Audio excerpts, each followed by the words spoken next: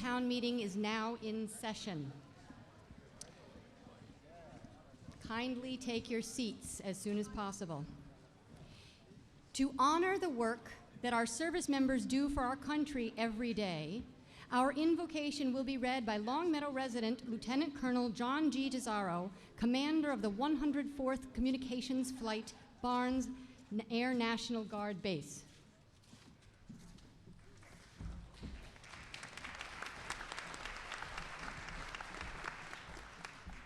We have come together in civil assembly as a community in a tradition that is older than our Commonwealth itself. We come together to make decisions about our community. As we deliberate, let us advocate for our positions, but not at the expense of others. Let us remember that there's an immense gap between saying, I am right, and I believe I am right. And that our neighbors with whom we disagree are good people with hopes and dreams as true and as high as ours. And let us always remember that, in the end, caring for each other in this community is of far greater importance than any difference we might have. Thank you.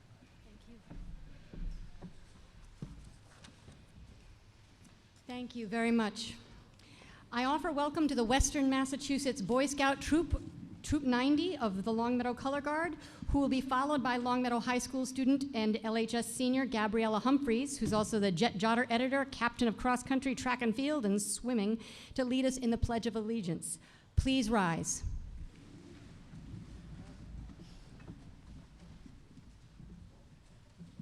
Gabriella's going to come. The Boy Scouts are ready?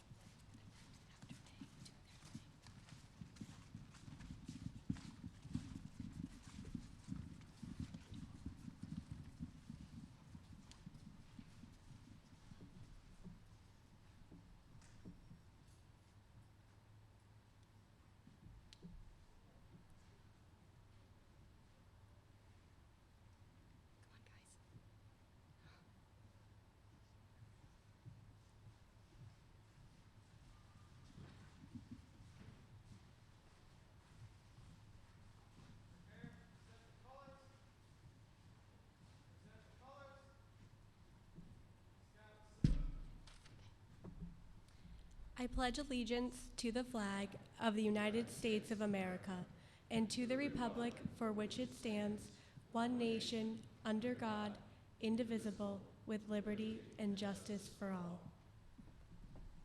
I ask you to kindly remain standing and offer a moment of silence to both remember and honor veterans who have sacrificed for our country. Please also remember an additional member of our community who recently passed away, Warren Coles of the Department of Public Works.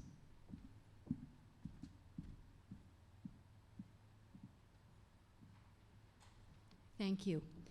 The national anthem, Star Spangled Banner, shall now be performed by a brass group from the Wind Ensemble and Band. The students are trumpet, Eugene Shao and Samir Isa, horn, Jack Carson, euphonium, Brendan Philbin, trombone, Emily Kapner, Ben Moss, Tommy Townsend, tuba, Billy Heiser.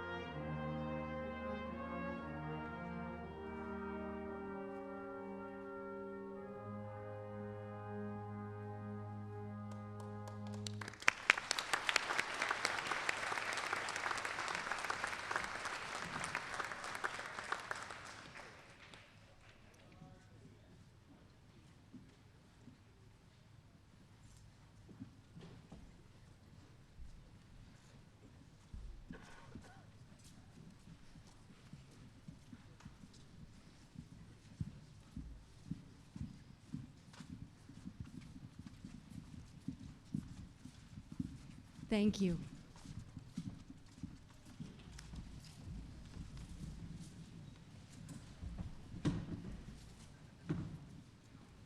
I welcome you to your town meeting, our town's legislative body. I'm Rebecca Townsend, the moderator. To any first-time voters and to our visitors, I offer a very special welcome. I have some general housekeeping rules, some announcements before we get to the business of the warrant articles. First, you need to know how to safely exit the room. The fire marshal has informed me that in the event of a fire alarm or other emergency, exits are clearly marked. So the gym is broken up into 4 sections, A, B, C, and D. The rear of the gym, my left, goes to the rear of the gym and turns left out through the cafeteria. The rear of the gym on the right goes to the rear of the gym and exits right out through the main entrance. The front of the gym, this section here, to my left, goes to the front of the gym, out this exit, and turns right to exit. Finally, the front of the gym to my right goes to the front of the gym exit and exits out the pool entrance. Should you need a hearing assistive device, kindly inform one of the counters or tellers or somebody at the clerk's office and we shall loan you one. The back of the warrant includes a general list of rules of procedure that we will follow. All of these rules follow the Mass General Laws, the Town Charter, our bylaws, and a book called Town Meeting Time, which is the official rule book for the meeting. It's important to note that warrant articles that you have in your printed warrant are general warnings to the town about what will be discussed. We actually vote on motions that are made to take some action or to not take some action. It's important to note that the oral motion, what you hear somebody say, may be different than the printed article to a small degree, and we will have some of those tonight. In order to speak, kindly wait for recognition from me, then state your name and address. All of your remarks must be addressed to the moderator. There are 3 microphones in the middle of the room, in the center aisle. The one marked green is for those who are speaking in favor of a motion. The one marked yellow is for those with questions or with motions, and the one marked red is one that is for those who are opposed to a motion. There's also a front microphone here for board members and lead petitioners. When you are making your comments, it's important to note that there's no cross-examination. If you have multiple questions, please ask them all at once. And citizens wishing to speak shall line up at the microphones, and I shall alternate among each line. Whenever possible, preference shall be given to those who haven't had a chance to speak yet. Since all deliberation involves the sharing of accurate, relevant information and the weighing of advantages and disadvantages, it ought to end when no new information is available. Kindly be clear, brief, civil, and relevant. Should any speeches wander from their point or become repetitive, I will interrupt and encourage the speaker to come to the point. Motions to limit or extend debate require a 2/3 majority. Long Meadow's bylaws require that if residents want to stop debate, they can only move to do so until at least 5 have spoken in favor and 5 against. The presumption is that these speakers are from the floor, not the main mover of a motion. Should we need to hear from those non-voters with expertise or specialized knowledge of a project before town meeting, I will permit some non-voters to speak. And these are people who have asked my permission beforehand.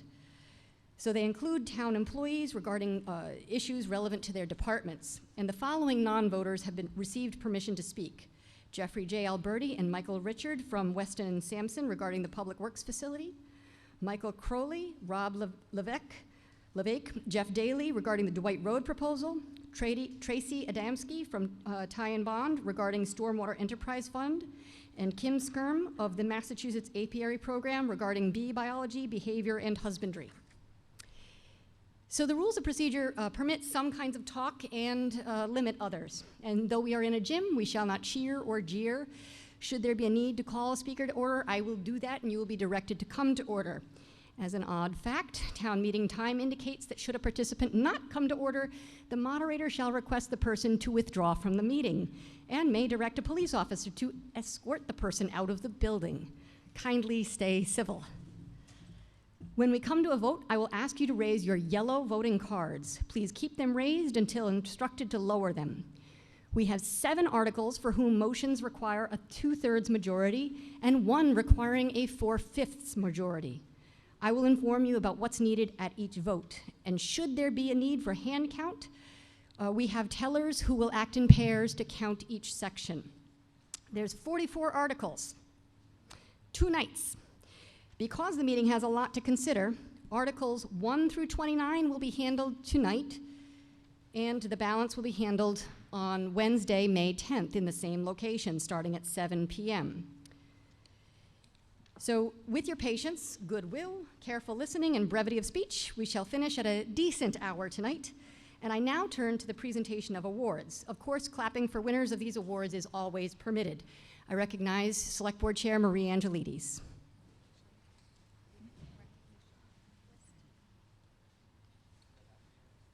Or whoever wants to go.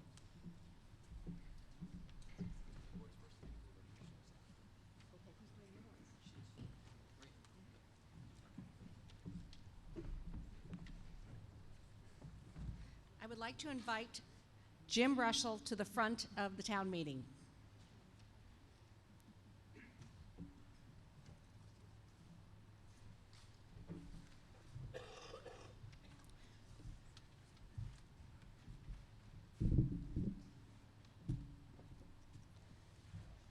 First, I would like to read from the nomination letter. Jim has served our town for many years and the wider community at large in many volunteer activities. He continues to serve our town on the park board, and his wisdom and historic perspective is highly regarded and valued. No candidate can have done more than Jim Russell for both our town residents and the wider community.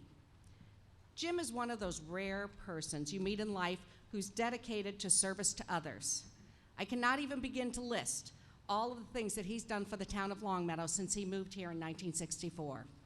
Park Commissioner, 16 years. Chair for 3 years, COA board member, member of both task force for the Adult Center Building Committee. And his support for our police dog, well, that comes from his whole life dedication to therapy dogs. His signature achievement in town is the renovation of Bliss tennis courts.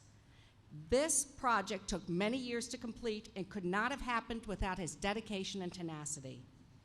Jim's work is never done. He's determined to see a new adult center, and with Jim at the table, I know it will get done. It gives the Select Board great pleasure to award Jim Russell as Longmeadow's Citizen of the Year.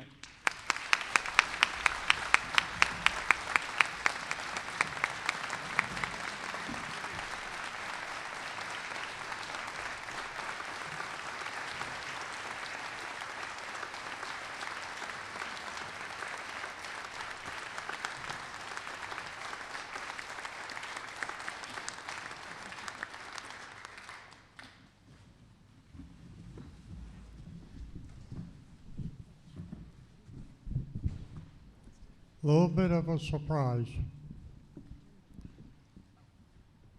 55 years ago, at the young age of 24, I became a member of the Springfield Jaycees.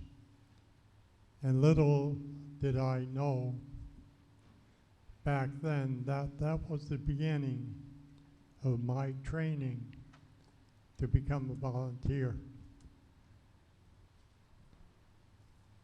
It was something, if I had to do it again, I would do it in a heartbeat. 55 years later, I've had the opportunity to work with many, many other people. People that I would die for.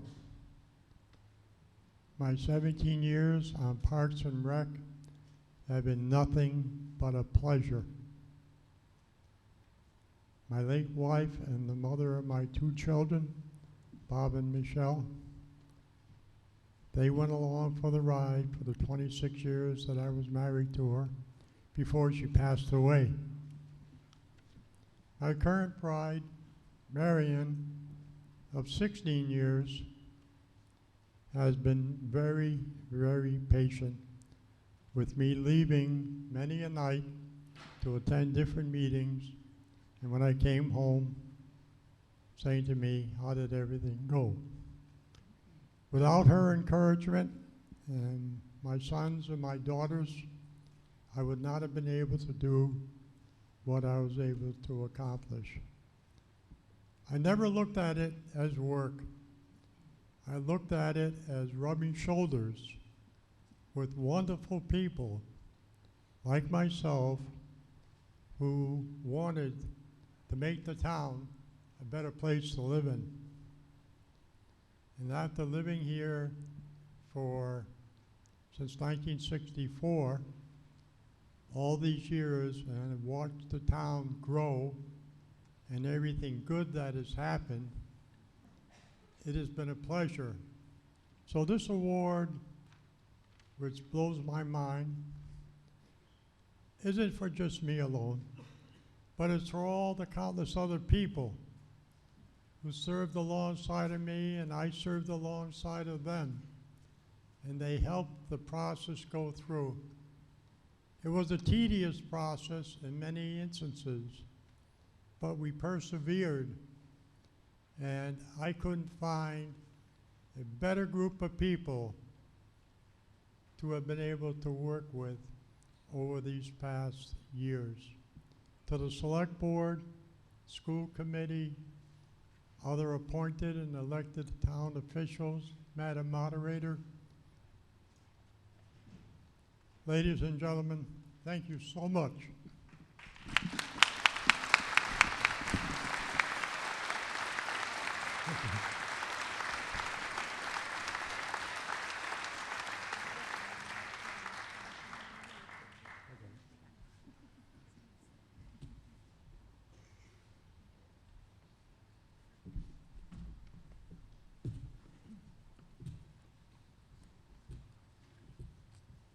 Mr. Crane?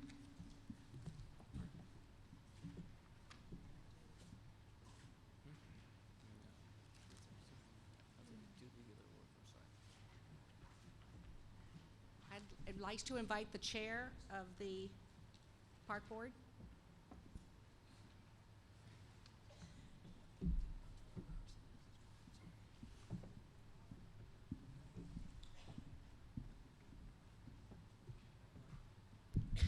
Good evening, folks. My name is Dave Horowitz, and I'm chair of the Park Board. Each year, the Parks and Recreation Board of Park Commissioners award the Cliff Zundell Award by recognizing an individual that has given selflessly of their time and talents to benefit the residents of the town in the name of past Park Board member and selectman Cliff Zundell. Mr. Zundell was an example of an individual who contributed greatly to the residents of Longmeadow by sharing his vision of citizenship and sportsmanship, and always keeping an eye on the big picture. This year, it is my honor to present the Cliff Zundell Award to an outstanding volunteer. This woman exemplified volunteerism through the youth track program for over a decade. It is my pleasure to recognize Ms. Fran Cameron.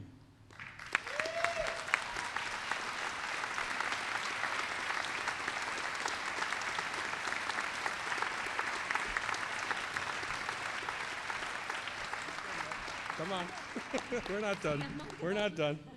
Prior to this season, Fran had been involved in Longmeadow Youth Track Program for over a decade as a coach and program coordinator. She took over a new program over a decade ago with 30 participants. She grew it to over 130.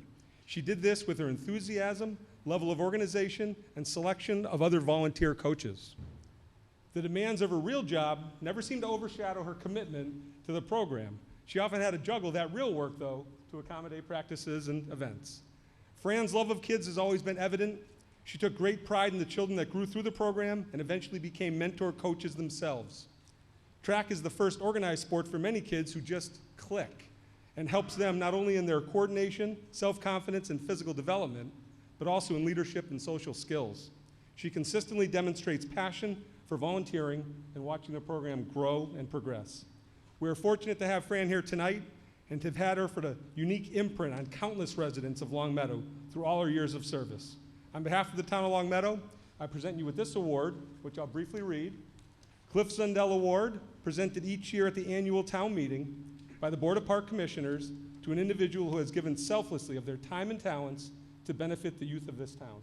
Fran Cameron. Congratulations. Thank you. There you go. Now you get the stage.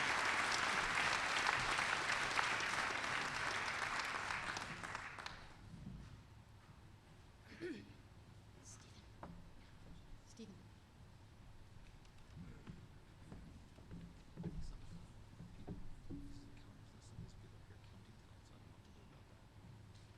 Just put them up and just say thank you to all the people who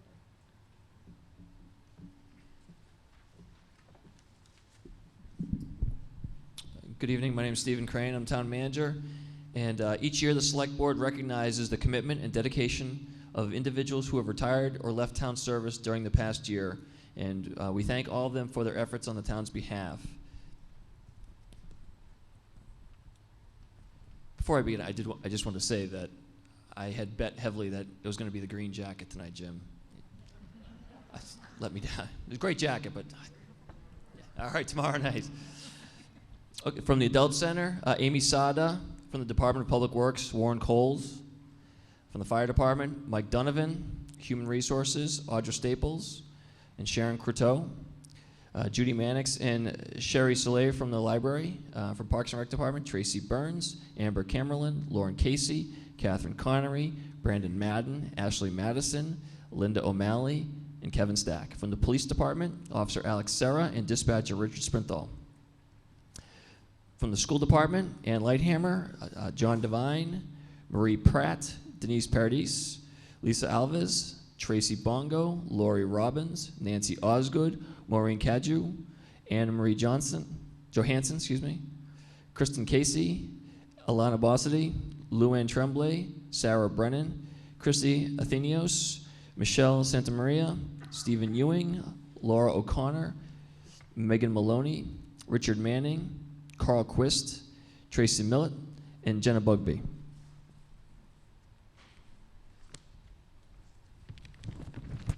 We also have the list of volunteer town meeting counters and tellers. I'm not going to go through all of them, especially since some of them are here counting tonight.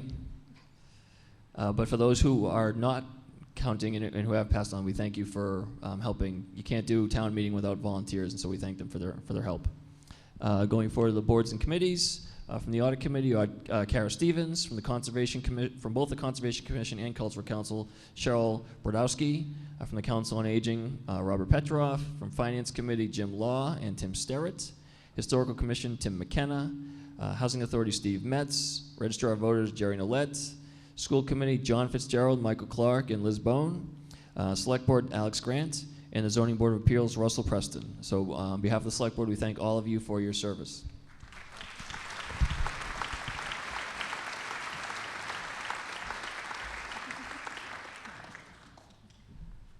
Anything else? Stephen, anything else? Or is that all? All right, we are now ready to handle Article 1. I recognize Marie Angelides. I move in terms of the article. The motion has been made and seconded. Is there any recommendation? Or, I'm sorry, would you like to speak to it? The Gulwith bequest is an endowment fund left to the town of Longmeadow for assistance to the worthy poor of Longmeadow. The Board of Trustees administers this fund and makes expenditures from the accruing interest for applicants experiencing financial hardship. The trustees are chosen annually by town meeting. Is there anyone who would like to speak? All right, seeing none, we'll come directly to a vote. This motion requires a simple majority. Please, all those in favor, please raise your yellow voting cards. All those opposed? The ayes have it in a unanimous affirmative vote.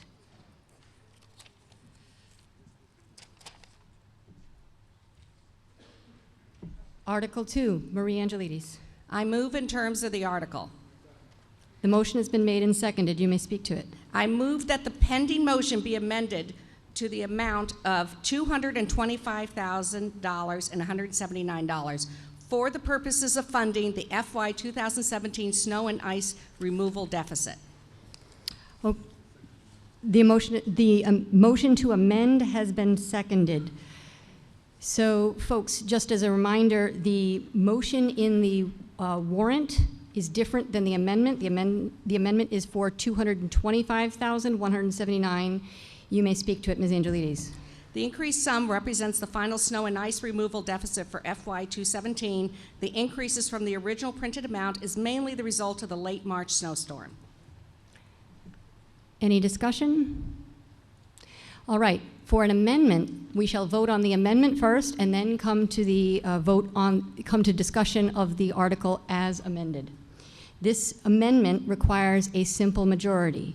All those in favor, please raise your yellow cards.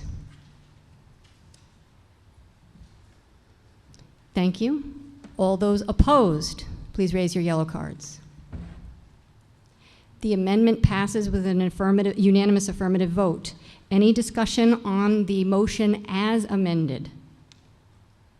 Seeing none, we'll come directly to a vote on the motion as amended. All those in favor, please raise your yellow cards. Thank you. All those opposed, please raise your yellow cards. The motion passes by unanimous affirmative vote.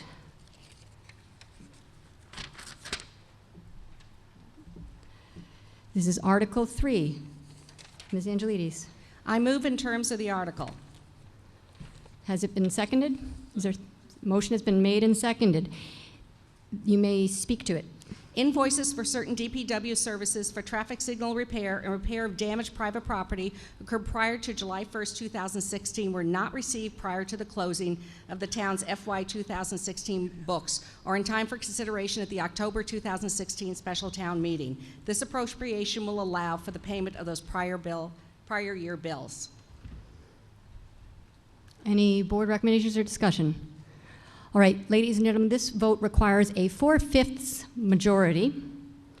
However, a unanimous vote makes it easier for me to count. Just saying. All those in favor, please raise your yellow cards. Thank you. All those opposed? The motion passes by unanimous affirmative vote.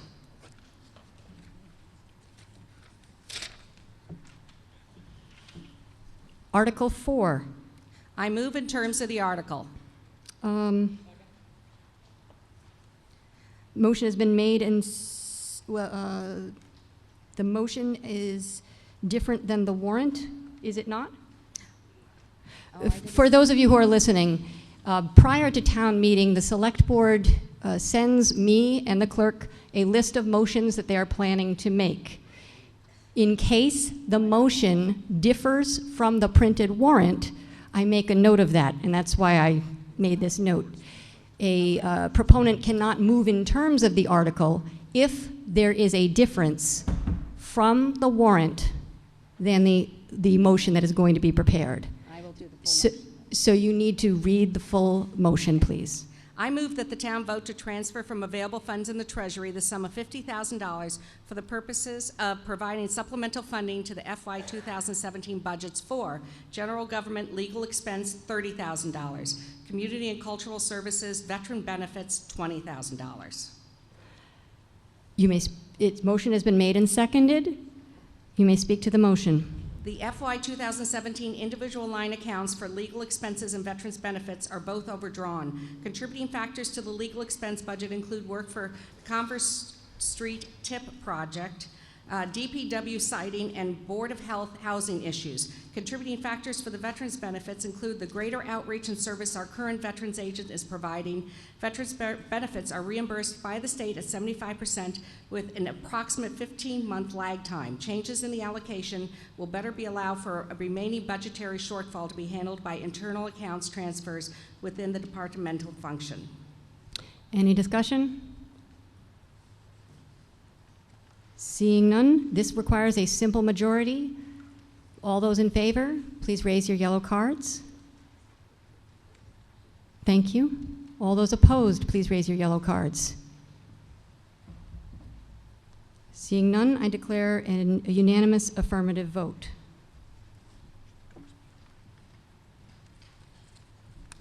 The doors are open during a vote.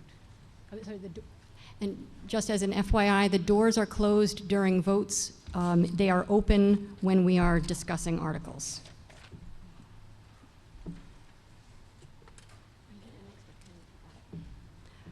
Article 5. Ms. Angelides. I move that the town transfer from water retained earnings the sum of $80,000 for the purposes of providing supplemental funding to the FY 2017 water operating budget. Is there a second? Motion has been made and seconded. You may speak to it. Emergency repairs of a water main break at the end of Sunset Lane in the foot of Interstate I-91 North depleted all remaining funds plus some of the original $20,000 budget in the FY 2017 water mains maintenance budget. Replenishment of the account would now leave funds in the water reserve account for any future FY 2017 emergency repairs within the town. Funds not utilized will be returned to the retained earnings account at the end of the year. Any discussion? Seeing none, we'll come directly to a vote. This requires a simple majority. All those in favor, please raise your yellow cards. Thank you. All those opposed, please raise your yellow cards. I declare a unanimous affirmative vote. Affirmative.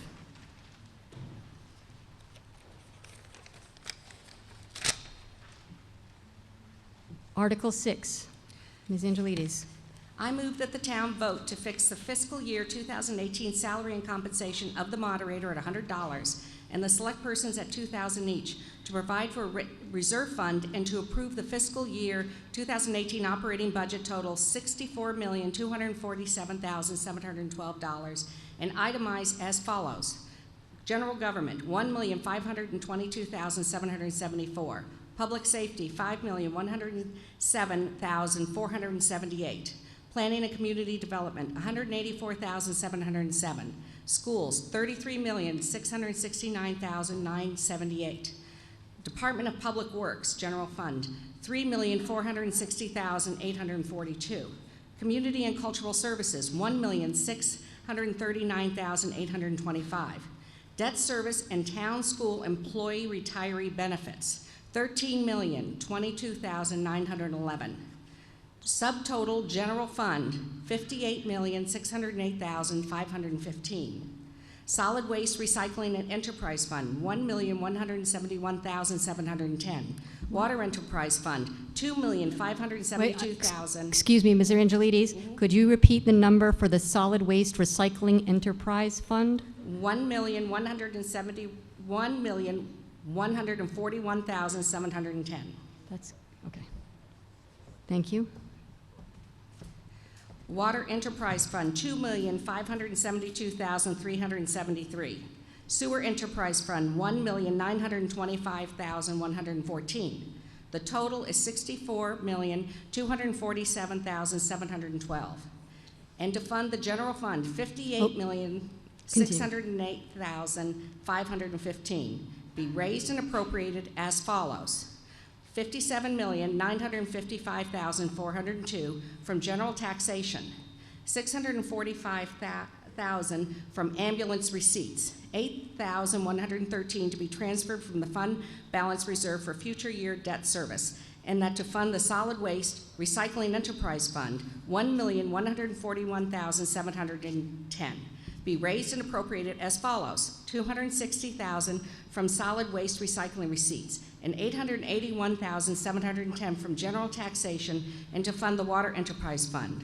$2,572,373 be raised and appropriated as follows: $2,447,373 from the water receipts, and $125,000 from water retained earnings, and to fund the sewer enterprise fund, $1,925,114 be raised and appropriated as follows: $1,925,114 from sewer receipts.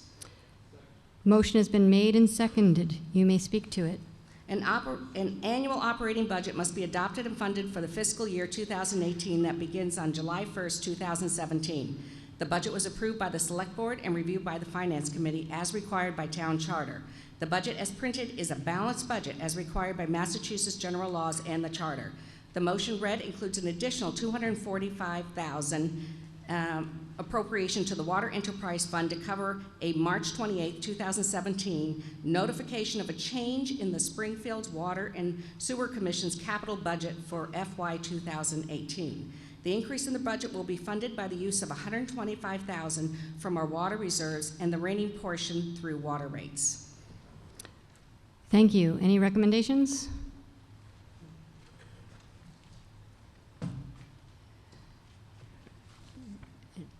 Mr. Garrett?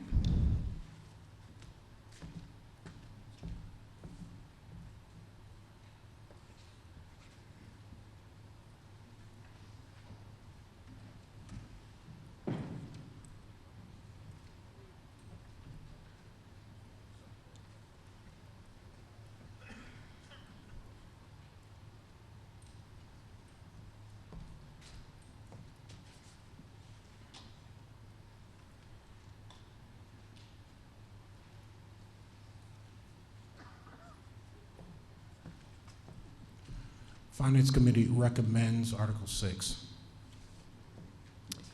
Thank you. Floor is open for discussion. Oh, I'm sorry. Mr. Crane.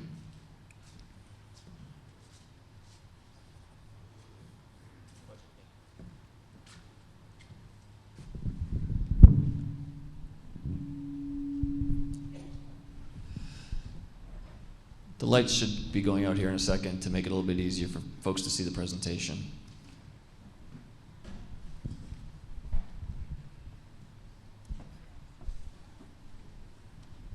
Okay, I'll get started. So it's my pleasure to present to you the fiscal year 2018 town budget as recommended by the Select Board. And it's slightly different than was printed in your warrant. And the reason for that is after the budget was approved by the Select Board, we were hit with a supplemental charge from the Springfield Water and Sewer Commission to purchase, for the bulk purchase of the water. And that was $245,000. And so the 245, I'll point out where those numbers are different, was the difference between what was read by Marie in the motion and what may be printed in your warrant. So the Select Board's recommended budget, it says up here $64,002,712. That number with the 245 I just referenced is now $64,247,712. As you can see from the just the size of the pie chart, the 245 isn't really going to move much of that. The schools are about 53% of the budget. The next largest line item is Public Works. That number, because our water and sewer is carried through our DPW budget, is now $9,100,039 based on the amendment on the motion that was read. And then you can see public employee benefits is about the same amount, and then public safety, and then debt service and community service and general government, and then way down at the bottom, planning and community development.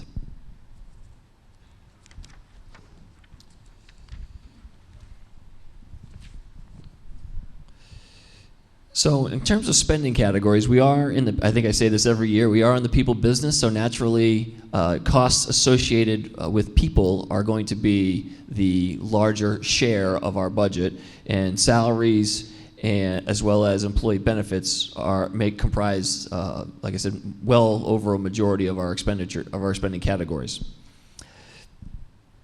Expenses, which is a whole host of things, is also a significant chunk of our budget as well. That the expenses would also include that 245 that I just talked about, and so that number in the motion would have been a little bit different. So that number is $14,686,204, and then the overall operating budget, all funds, is now $67,088,990.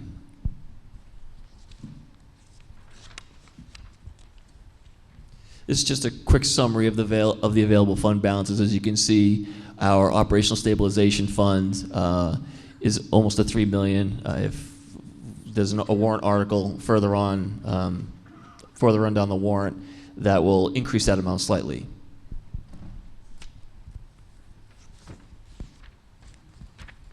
So this is a sources and uses summary. Our primary source of revenue is the property taxes. That's over 82% of our budget. You can see that we received an increase in that source of about $1.34 million. Part of that is a $200,000 in new growth from the shops expansion, which came online for the purposes of taxation this year. State aid is about 9.7%.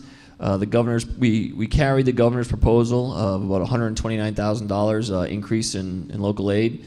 They're still working on the budget, so we will update that figure as when the state takes final action and the governor signs the budget into law. Local receipts are about 7.75. We are tracking a $158,000 increase. Substantial portion of that is the ambulance revenues and the children's center revenues from increased enrollment. On the uses side, our general fund operating budget went up about $1.1 million. That's about 2%. Solid waste recycling, we did see a big increase there. The disposal rates, our disposal contract expires June 30th, and the rates to renew, the marketplace has really changed over the last 3 years, so we're going to pay a significant amount more per ton to dispose of trash, and just trash, not on the recycling side. And then water and sewer, as you can see, there's a modest increase in sewer charges, but that $29,000 decrease we were carrying in water is now a $216,000 increase as a result of that charge. And then the capital budget, the select board's policy is fully funded. We're going to look to invest $1.67 million into our infrastructure and equipment.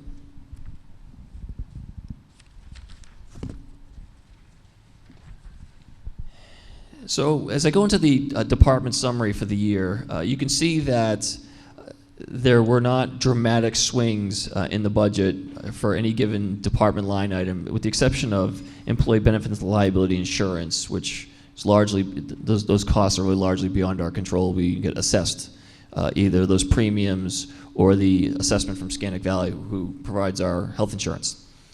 If there's one way I would categorize bringing together the budget this year, it would be no drama. We worked very well with the select board and the school committee to make sure that we met jointly and with the finance committee throughout the process to make sure people were on the same page and understood where the cost pressures were, where we thought revenues would be good, where we thought revenues may come up short, and how could we work together to make sure that all town services could be met while keeping fiscal restraint at the forefront of our minds. And I would say that I think the budget that we're presenting here really accomplishes a lot of that, and I want to commend the select board and the school committee and the finance committee for their work through the process. So as you can see, very modest increase in general government. Public safety is about 3%, and I'll go into detail on that in a minute. Planning and community development is down 2.11%. If you remember how small that slice of the pie was, that really is related to people hitting top step on this pay scale, so a small amount of money makes a big difference on the percentage. Schools, very small increase as well, 1.5%. Public Works is down slightly, although I think that number would probably go up with the charge with the 245. Community services up 3.48%. I'll go into detail on that as well. And then he said debt service is slightly down, really flat, and then employee benefits up over 5%.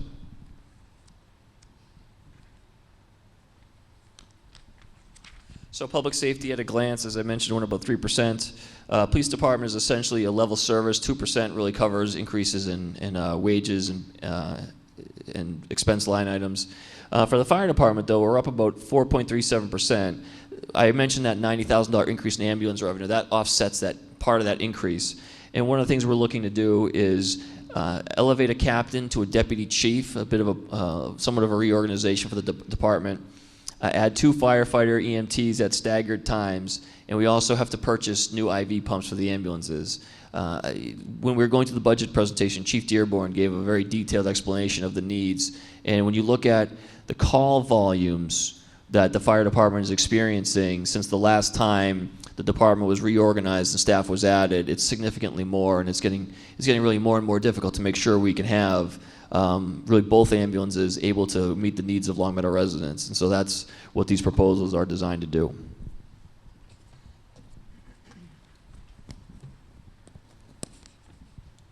So at this point, I would actually invite up to his first Long Meadow annual town meeting to present the school budget, Superintendent Marty O'Shea. Mr. O'Shea. Thank you, Stephen. And as Stephen said, if I'm not a familiar face, my name is Marty O'Shea, and I'm pleased and proud to serve as your superintendent of schools. Speak to you very briefly tonight on some of the highlights of the school budget. I'm pleased to address you tonight on the budget that was approved by the school committee on February 7th of this year.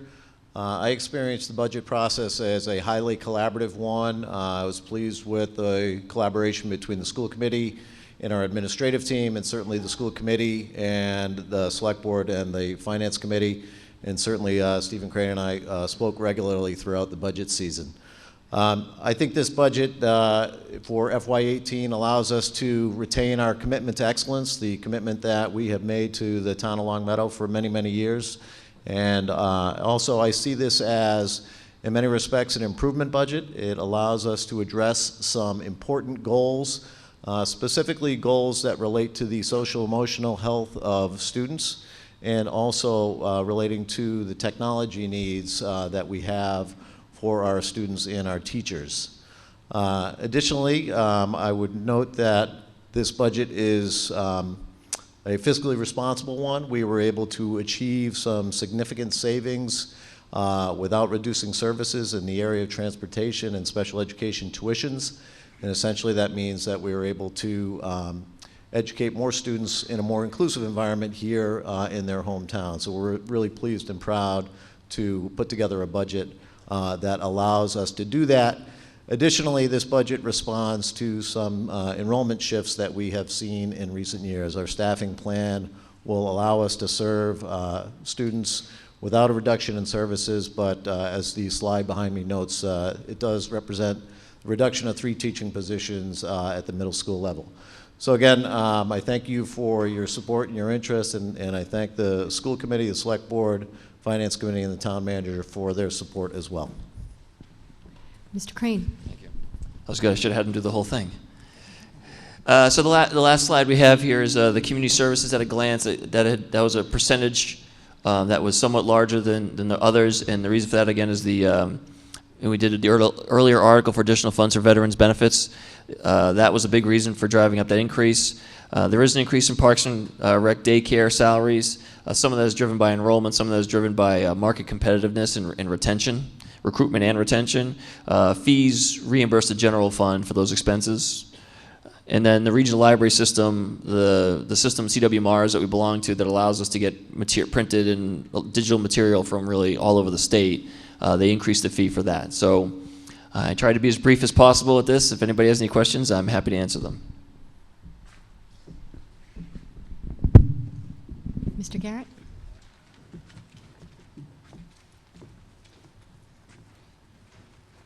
Yes, thank you, Madam Moderator. I want to keep this brief.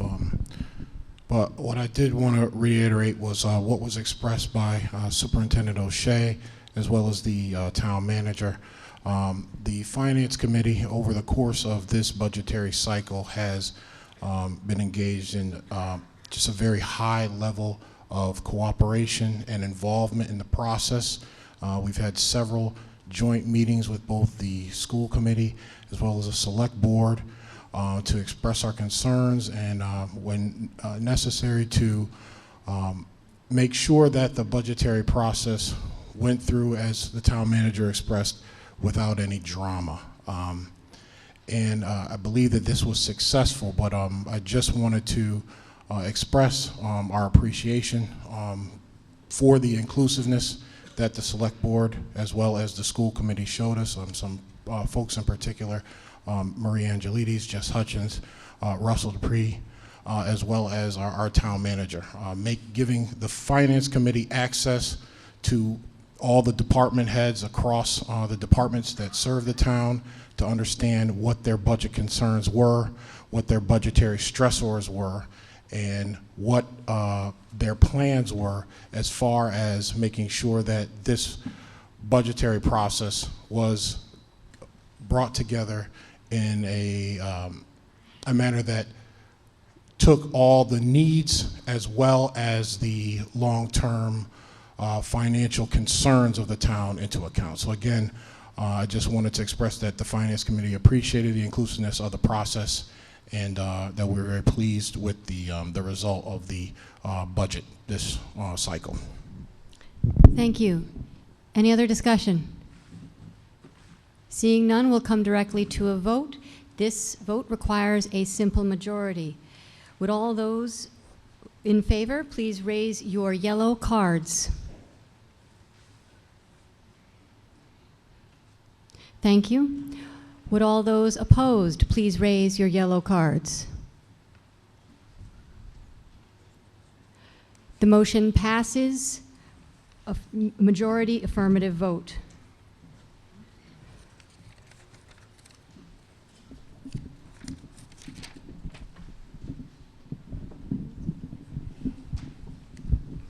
Article 7. Mr. Lacusa. I move that the town raise and appropriate the sum of $55,700 to a salary settlement account to fund approved non-collective bargaining wage settlements. Is there a second? Motion's been made and seconded. You may speak to it.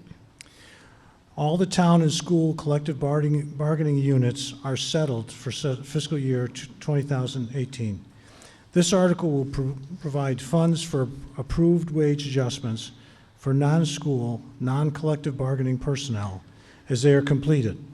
Funds from the salary settlement account would be released to the individual budgetary line items by the finance director only after proof of finalized amounts from the town manager. The wage adjustment is calculated at 2%. Thank you. Any board recommendations? Any floor discussion? Seeing none, we'll come directly to a vote. This requires a simple majority. Would all those in favor please raise your yellow cards?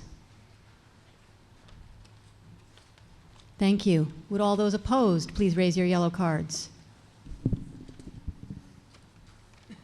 Thank you. The motion passes by unanimous affirmative vote.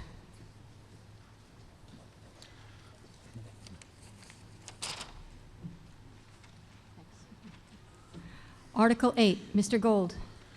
Madam Moderator, I move that the town vote to raise and appropriate or transfer from available funds the following amounts for capital projects, and that any remaining amounts from these capital projects be returned to Capital Stabilization Fund.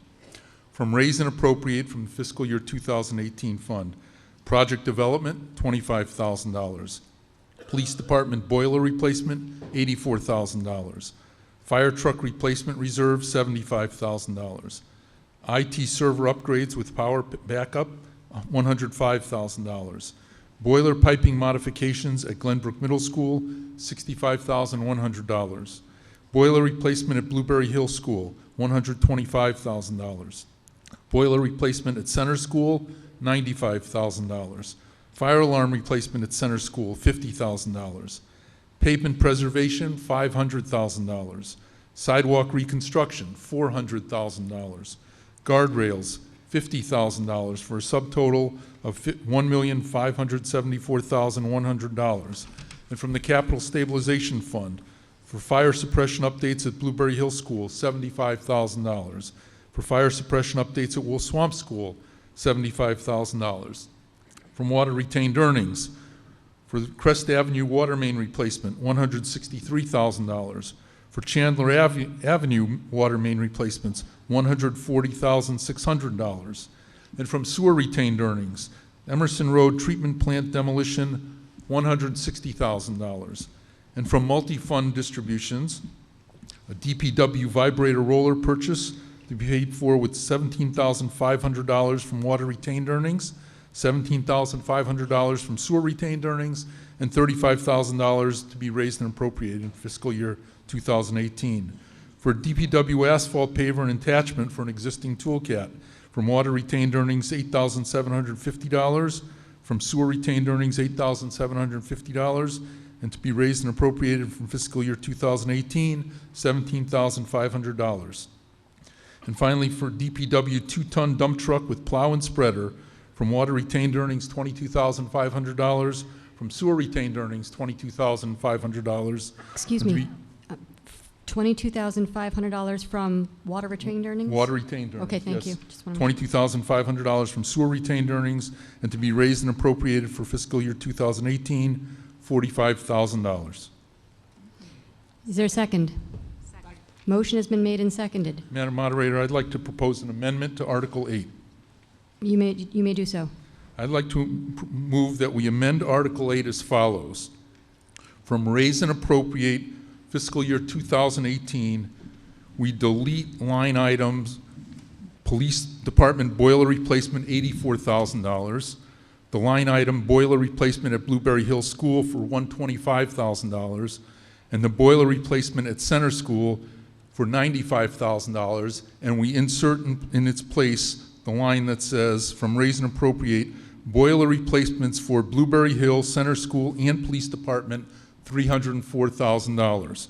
And that we delete from Capital Stabilization Fund funding the line item that says fire suppression updates at Blueberry Hill School, $75,000, fire suppression updates at Wolf Swamp School, $75,000, and insert in their place from Capital Stabilization Fund line item that says fire suppression updates, Blueberry Hill and Wolf Swamp Schools, $150,000.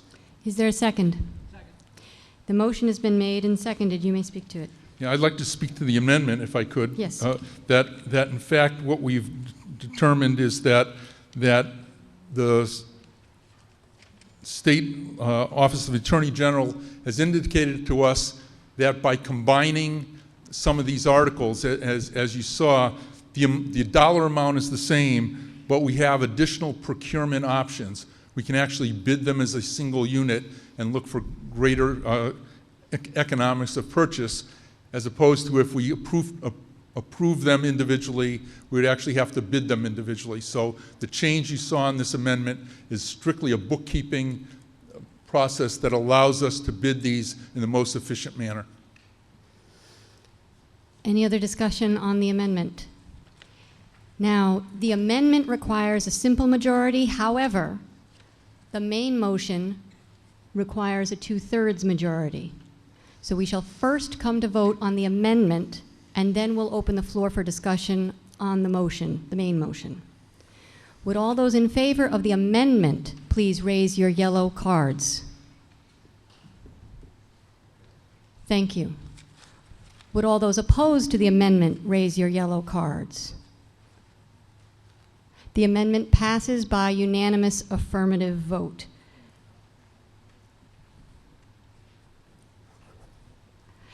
Now we shall come to discussion of the main motion as amended. Mr. Gold? Yes, I'd just like to speak to the main motion. Article 8 represents this year's capital spending appropriations request to town meeting.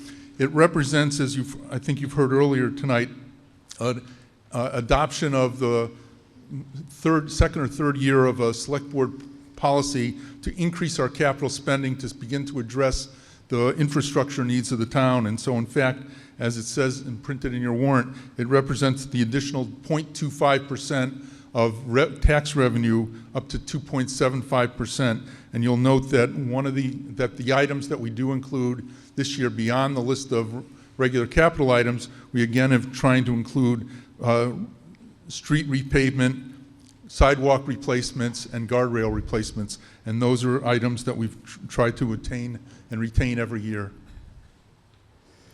Thank you. Any board recommendations? Any floor discussion? Then we shall come directly to a vote on the motion as amended. This requires a 2/3 majority vote. Would all those in favor please raise your yellow cards?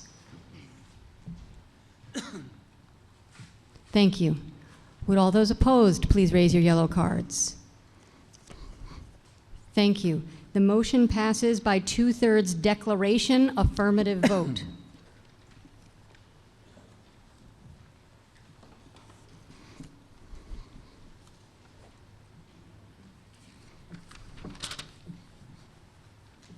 Article 9. Mr. Gold. Madam Excuse me, Mr. Moderator, Foster. I move that the town vote to authorize the Select Board to acquire by purchase, gift, or eminent domain any fee, easement, or other interest in all or part of a parcel of land owned by Familia LLC or any successor in interest in the town of Longmeadow known as 170 Dwight Road and designated on Longmeadow Assessor's Map as Map 234, Block 3, Lot 35A, Map 234, Block 4, Lot 35A, and Map 117, Block 136, Lot 34A, approximately 12.07 acres in the area of the purpose of constructing a new DPW Department of Public Works facility or municipal. The number was, the last map was 177. Oh, map 177, excuse me. Yeah. Block 136, Lot 35A, approximately 12.07 acres in the area for the purpose of constructing a new Department of Public Works facility or other municipal purposes on terms and conditions deemed by the Select Board to be in the best interest of the town and to raise and appropriate, transfer from available funds, or borrow the sum of $2,600,000 for the purpose of this article and set forth in Article 10. The motion has been made and seconded. You may speak to it, Mr. Foster. The DPW Committee, after an exhaustive site selection process, recommends this location for construction of a new DPW facility. The recommendation has been endorsed by both the Select Board and the town meeting. This vote would authorize the Select Board to complete the acquisition by eminent domain for fair market value if the funds are approved in Article 10 and subsequent town election vote. The market value of the property, as determined by two individual appraisals, is $2.6 million.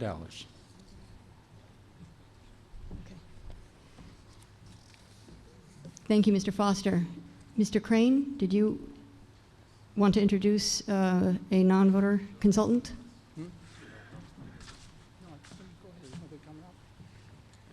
Yeah, I will make one comment. We're at the end of a long road on this process, and we've had a lot of dedicated people that have spent endless hours reviewing and going into in-depth review and analysis of the sites around our community. I reach out and congratulate the 7 or 9 citizens, whatever we put on the Select Board Task Force. They've done a superior job over the last year. It's taken them a year to go through the entire process in our community. No stone left unturned, I can guarantee you folks. I stand here in full testimony that if it's been thought of, it's been evaluated, and it's either been accepted or rejected by this group. They're a wonderful group of citizens that have served you well. You can be proud of the input and the knowledge and the evaluation process that they went through. I'll be recognizing a specialist. Mr. Crane will introduce him. I want to just associate myself with Richard's remarks about the work of the committee. And very briefly, before I introduce Jeff Alberti from Weston and Sampson, I get grief from town meeting members from time to time about giving too many PowerPoints and having them be too long. And we always be mindful of that. The information you see is really abridged from a much larger presentation. And so if we get into Q&A, we have a lot more information than we're presenting here. The other thing I'll say is, having been at this now for almost 4 years, this specific project, the questions that have come up throughout are, why can't you put it where it is, and why does it cost so much? And I think if you give Jeff your attention, he will answer those questions in a very detailed way in the presentation. So I will turn it over to Jeff at this point for presentation. For the purposes of what he's presenting, the information covers Article 9 and Article 10. So it's a comprehensive presentation about the overall project. And just as an FYI to town meeting voters, I have approved, when we have discussion, because Articles 9 and 10 are so intricately linked, if discussion about Article 10 comes up in the discussion about Article 9, that's okay. We shall have 2 separate votes, however. Mr. Alberti. Thank you, Madam Moderator. Again, my name is Jeff Alberti. I'm a Vice President with Weston and Sampson. And I've been fortunate enough to have worked with the committee for quite some time. So I'd like to just provide an overview of the work that's been completed on the project.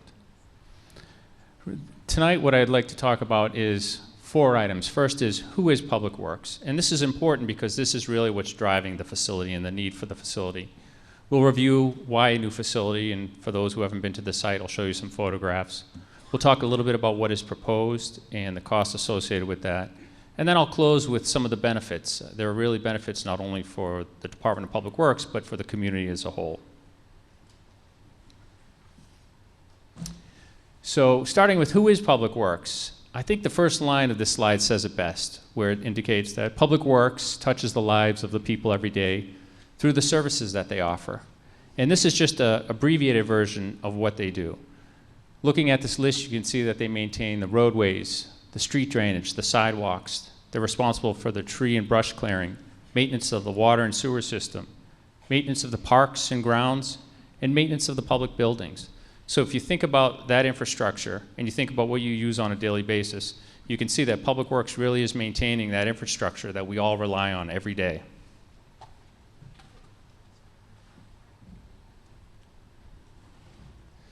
Now, it's also important to note that Public Works is a single shift operation. However, they are on call 24 hours a day. They're called to maintain the obvious ones, snow and ice storms. They're responsible for the removal of road hazards, windstorm cleanup. They're addressing flooding issues, pothole repair, and they're supporting the other emergency departments within the community. Public Works really is a branch of the emergency services offered by the town. And Public Works magazine said it best, where they indicated that Public Works are the first responders who are there until the emergency is over. And that's an important fact because we need to make sure that as a facility is designed and programmed, that it takes into account the need to make it an efficient program so that they can respond to the needs of the community. So really, for those of you who have not been to the site, why are we here tonight? Why does the town need a new facility? And I just wanted to show you some of the photographs and talk a little bit about the facility. The existing facility was built in 1931. It's more than 80 years old. Back in 1931, the town had a population of roughly 4,400 people. Today, you're approaching 16,000. So as you can imagine, there's been quite a change in the community since this facility was built. But not only has there been a change in the facility, but if you look at the equipment on the left-hand side, you can see the early, mid-1900 era equipment that was used and stored in this facility, much smaller single-use vehicles. As you look to the right, you can see today's equipment. It's much larger, multi-use equipment. So when you take that larger equipment and you put it into a 1930s building, you can imagine that it doesn't fit. You can see in the upper left-hand side, you have one of the large dump trucks with the plow on it sticking through the door. Over on the right-hand side, you can see the town's most expensive piece of equipment, the vac truck. That does not fit within the garage because of the height restrictions on the existing building. And then the lower right-hand picture, you can see the roof. That's not an optical illusion. That is the roof. It's very wavy. The columns have rotted out, and it's settling. Not a place that you want to store your very expensive equipment that's used to maintain the town's infrastructure. And protection of this equipment is very critical. It is a multi-million-dollar investment that the community has made in this equipment. And by storing it in a properly heated, minimally heated storage garage, you're going to reduce vehicle maintenance costs. And then we've done case studies that have determined that you'll actually be able to extend the life of that equipment up to 3 years. And that's a significant amount of time, especially when you consider that you're looking at a multi-million-dollar fleet. Inside the building, it's not much better. This is a view of the vehicle maintenance bay. First thing we notice is there's really no room to lift the vehicles. So in order to maintain this equipment and get underneath it, if you look on the bottom right-hand side, and I'll blow it up for you, you can see they have to put the trucks up on blocks, get on creepers laying on their back, and squeeze underneath this equipment. Very inefficient, unsafe way, but they do the best that they can with the space that they have. In addition, inside you have very poor ventilation, and in many cases there really is no ventilation. You actually have to open up a door to get some fresh air into the space. You have non-code compliant shop clearances, inadequate equipment to safely maintain it, and very poor lighting. And one of the best photographs that we came across was this one here. This is an actual photograph of one of the mechanics working under a snow-covered vehicle at 1 in the morning this past winter. You can see that bright light in the middle. Well, that's their light that they use to maintain the equipment. That's a flashlight lying on the ground. As we began to look at it, I wanted to understand what are we all looking at, so we brightened it up using Photoshop. And as you look at it now, you can see that there's actually 2 mechanics under there. They're on their backs, they're wearing their raincoats, and they have snow, ice, and water dripping on them. And they're really working hard to get this equipment maintained and back out on the street where it should be, maintaining the infrastructure and the roads during a storm event. So very inefficient operations, but again, based on the facilities, they do the best that they can. I think this photograph really says it all. This is some exterior views of the building. You can see that the building is essentially crumbling around the operations. In fact, in the lower right-hand corner, they actually have wire mesh up over these cracks because chunks of concrete were falling on the employees. Now, a lot of people ask, are there risks with staying in this old substandard facilities? And we've done a lot of research over the years, and we keep an eye on the headlines. First one we noticed back in 2011, an old building crushed the vehicles when it collapsed under the snow load. In 2012, there was a fire in Hopkinton, New Hampshire. They lost no sprinkler system. They lost their fleet, portion of their building. Same thing in 2013. And as recent as this past November, 2016, there was a fire in Tallinn, Mass, where they lost $1 million worth of equipment and their building right before a snowstorm. So there are significant risks because of the age. So taking all this information, we began the process of what is proposed, and we really wanted to understand the operations. So we spent a lot of time initially working with the DPW staff to come up with a program. The initial program we identified in the bottom, you can see, is about 53,000 square feet. But we recognize that space means money, so we spent a lot of time with the staff to really work to refine that program, come up with a cost-effective way of addressing the needs. Through that process, we were able to reduce the overall program down to 42,250 square feet, and that represented a 20% reduction. So I'd like to give the staff some really good credit. They worked closely with us to come up with a plan that we know will work now and into the future. Now, through the process, there was an ongoing site selection that was done with the committee.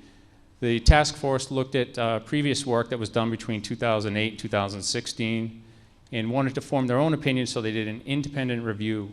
Through that, they reviewed 150 sites. They screened those sites down to 9.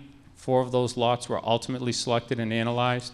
And based on that evaluation, the committee made recommendations to the select board to purchase the Grand Meadows Tennis Club for the development of the new Public Works facility. The committee also spent a significant amount of time looking at the existing Pondside Road site to determine if that was viable, and through that analysis, they determined that that was not a viable option for the new Public Works facility. And to sum it up, top 5 reasons that we came up with. First, the site is too small. The operating area that could be developed is too small for a code-compliant facility. There's just about the entire site is in the 100-year floodplain. It has a significant amount of wetlands. You can see in the green area in the bottom right. This had a lot of issues with compensatory flood storage. More importantly, we found that if you were to build a building within this floodplain, you couldn't insure that building, and so that was a significant risk. The area in red represents an old ash landfill, and there were some serious issues with the regulatory and permitting issues of trying to build a new facility on that. And also on the left-hand side, you see the yellow and blue lines. Those are 2 major services through the site, a sewer line and a drain line, and that restricted that development. So ultimately, we determined the site would be substantially more expensive to try to develop. And if you were to get through the regulatory requirements, you'd have a building that's in the floodplain that you couldn't insure and you couldn't use during a flood event to help support the other community needs. So through the process of understanding the needs, we developed conceptual plans. This is a view of the current conceptual plan, schematic level design that we prepared. And there are 6 main operating areas, just working from the right to the left. You have office and administrative space. You have employee facility, basic amenities, break room, toilet facilities, training facilities. We have workshops in proper vehicle maintenance space. They can actually lift the vehicles. We have a wash bay on the end that doesn't exist now and is required by DEP. And the vehicle and equipment storage area shown in the gray area to protect that investment and that multi-million-dollar equipment. We also took a look at the proposed site, the Grand Meadows site. Wanted to make sure that that site would be suitable. This shows the conceptual plan. The building shown in gray in the middle. We have parking up in front, the salt shed, and fueling island in the back. This is a town-wide fueling facility, and the bulk material storage. So generally speaking, this plan represents and demonstrates that the site is a viable site and will work well with the operations. We also spent a lot of time looking at the structure type. We wanted to make sure that it was a cost-effective structure. So as you're looking at the building from Dwight Road, we identified the need and recommended a pre-engineered metal building, which is most common for these types of facilities, It's very cost-effective, conventional framing, shares a lot of column lines internally, and as you can see, it's a very basic layout, really serving the needs of the community now and into the future. So taking all of that information, we put together detailed cost estimates. This is where we spent time with our own internal estimators as well as our outside independent estimator. There's a lot of information, so I try to just break it up into 5 major boxes. The first box represents the building and site development. So this is the main facility, and that's about $12.2 million. The second box represents some of the ancillary support structures that you won't normally see in, let's say, an office development. And that's a salt storage structure, fueling facility, the townwide fueling facility, and industrial equipment to support those maintenance requirements that I showed you earlier. That's about $1.6 million. And then we tacked on the escalation because it's not going to be built today. There'll be time that has to go into design before it's bid. So we're accounting for 2018 escalation costs.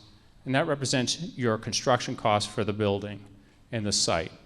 It's about $337 a square foot. And I'll show you in a moment how that compares to recently completed structures. We also included cost for demolition of the existing Grand Meadows building, which is not a viable structure to be reused for this operation. And also the committee wanted to ensure that we didn't leave the old site as a vacant building, so we included costs to demolish the old Pondside Road facility. And then finally, in the last box, you have your owner's project development costs. Now these are costs that are primarily driven by the state. They're state mandated costs for architectural and engineering fees, owner's project manager fees, there's commissioning, testing and inspection, a lot of these driven by building code, as well as a construction contingency to deal with unknowns that could come up during construction. So the grand total with all of these boxes combined is $18.6 million. So as I mentioned, you can see the construction cost for the facility, the site work, the salt shed, the fueling, $337 a square foot. We've been asked quite often, is this really what they cost? And we've been building 1 to 2 of these a year, and this is 7 recent projects, which have all been publicly bid.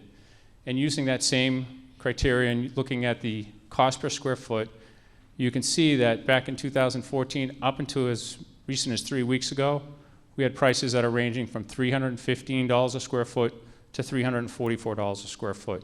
And what we're currently carrying for the cost is approximately $337 a square foot. So it is in line with the facilities that we're seeing constructed over the last 3 years. And as you can see in the photographs on the bottom, these are all pre-engineered metal buildings designed to meet today's codes, today's energy codes, and very basic and cost-effective construction. The cost per square foot's a little bit on the higher side compared to some of the lower numbers here, and that's because we're in the early phases of the project and we're carrying contingencies, whereas some of those projects that are up there don't have those contingencies because they've been bid and constructed.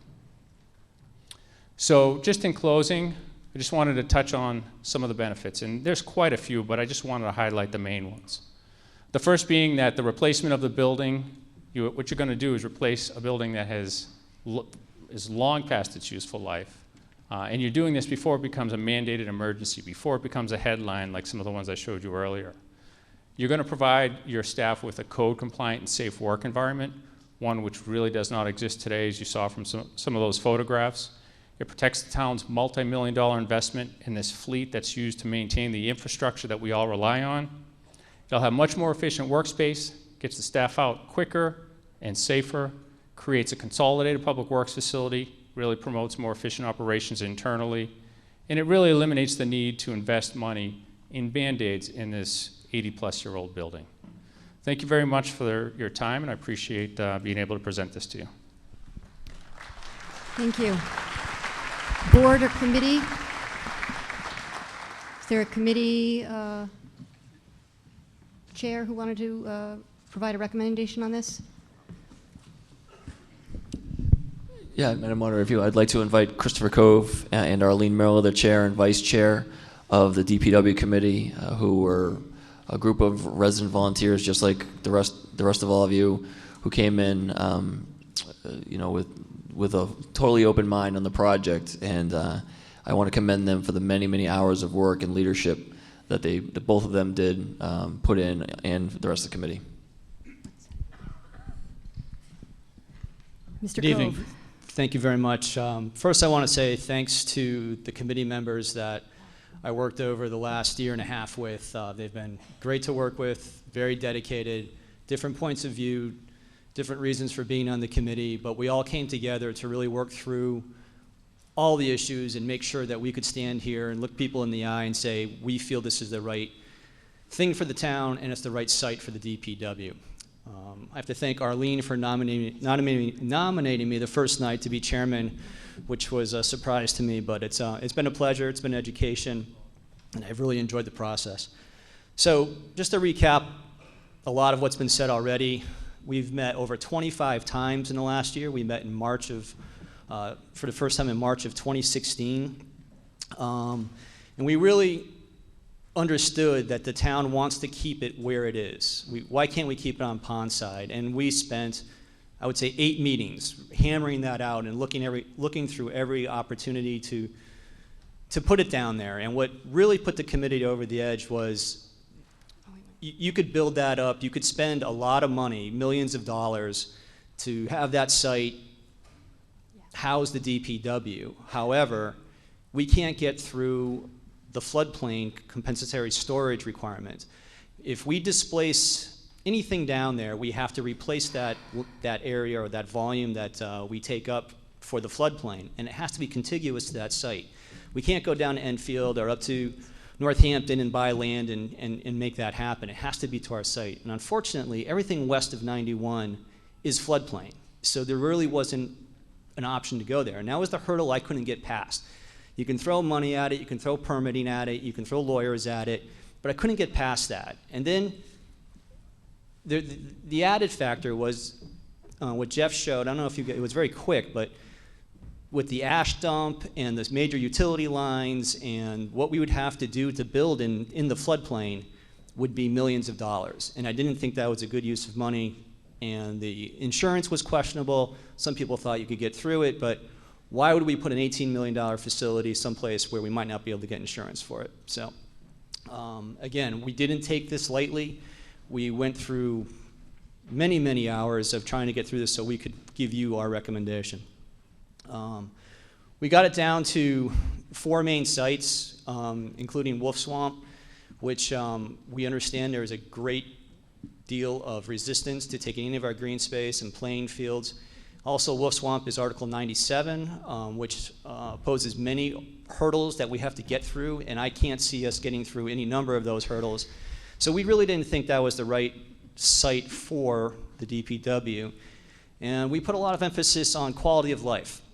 And there really isn't an appetite to have a DPW in anybody's backyard. And if it can't be down on Pondside, the best facility we could come up with is the Grand Meadows Tennis Facility.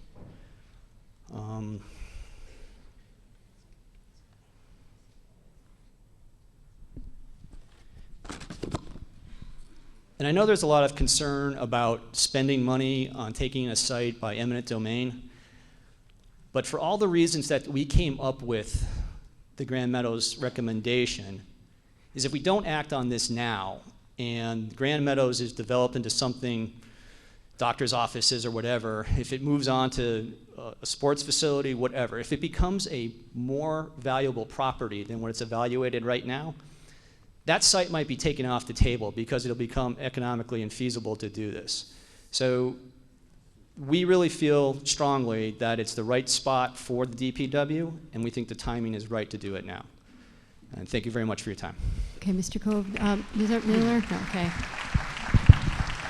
Any more board recommendations? Then we shall turn to the floor for discussion. I see somebody at the middle. Could the lights be put back on, please? The yellow mic. Okay.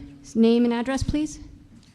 Larry Bernstein. Excuse me, I'm sorry. We usually rotate Okay. between those opposed I'm sorry. to those at the yellow microphone, to those in green, to question. those in favor. You have a question. You are up first. I have a question. Roger Wojcik, 29 Burns Meadow. This site is adjacent to a Long Meadow residential community and also a property that I would describe as high-level office facilities. What is the project going to do to manage the noise and the waste materials that will come from that site and could, the noise will certainly, and the waste could possibly flow into the natural area and the streams that are between the proposed site and the Long Meadow residential property. Thank you. Is there someone who can answer those questions? Mr. Crane. I can have, Roger, if you want, I can have the designer talk in greater detail about how we manage materials on site. I think there's a pretty heavily wooded buffer between the back of this site and the back of the villas. Have you been there? I have, yes. Walked it? Yes, I have. Fine. And we're actually, the building that we're proposing is to be much further from the back of the site than the current building is, so it'll be even further away. Further being in the north Excuse me, Mr. direction?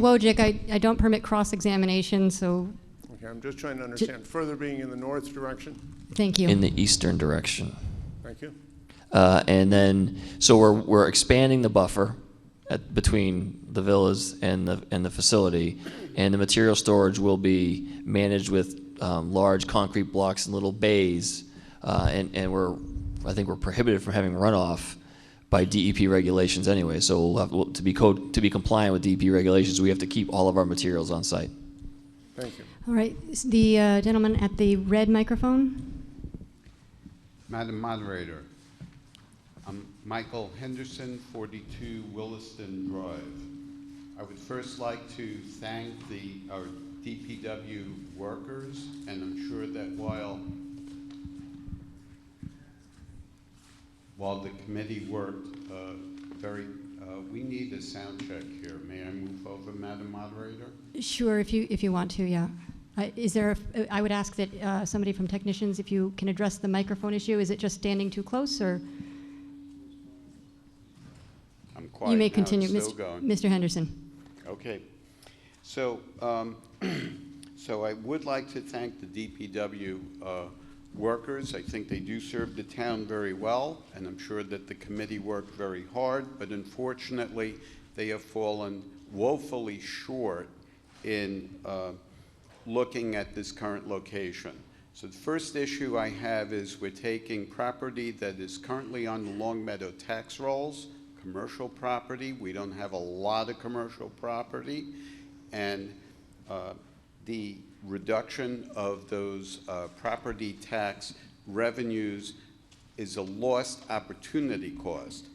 A second cost that I'm sure needs to be taken into account are all of the traffic patterns on two of the busiest streets in Long Meadow, and what type of operations of the maintenance costs that we would have with the additional truck traffic on those streets.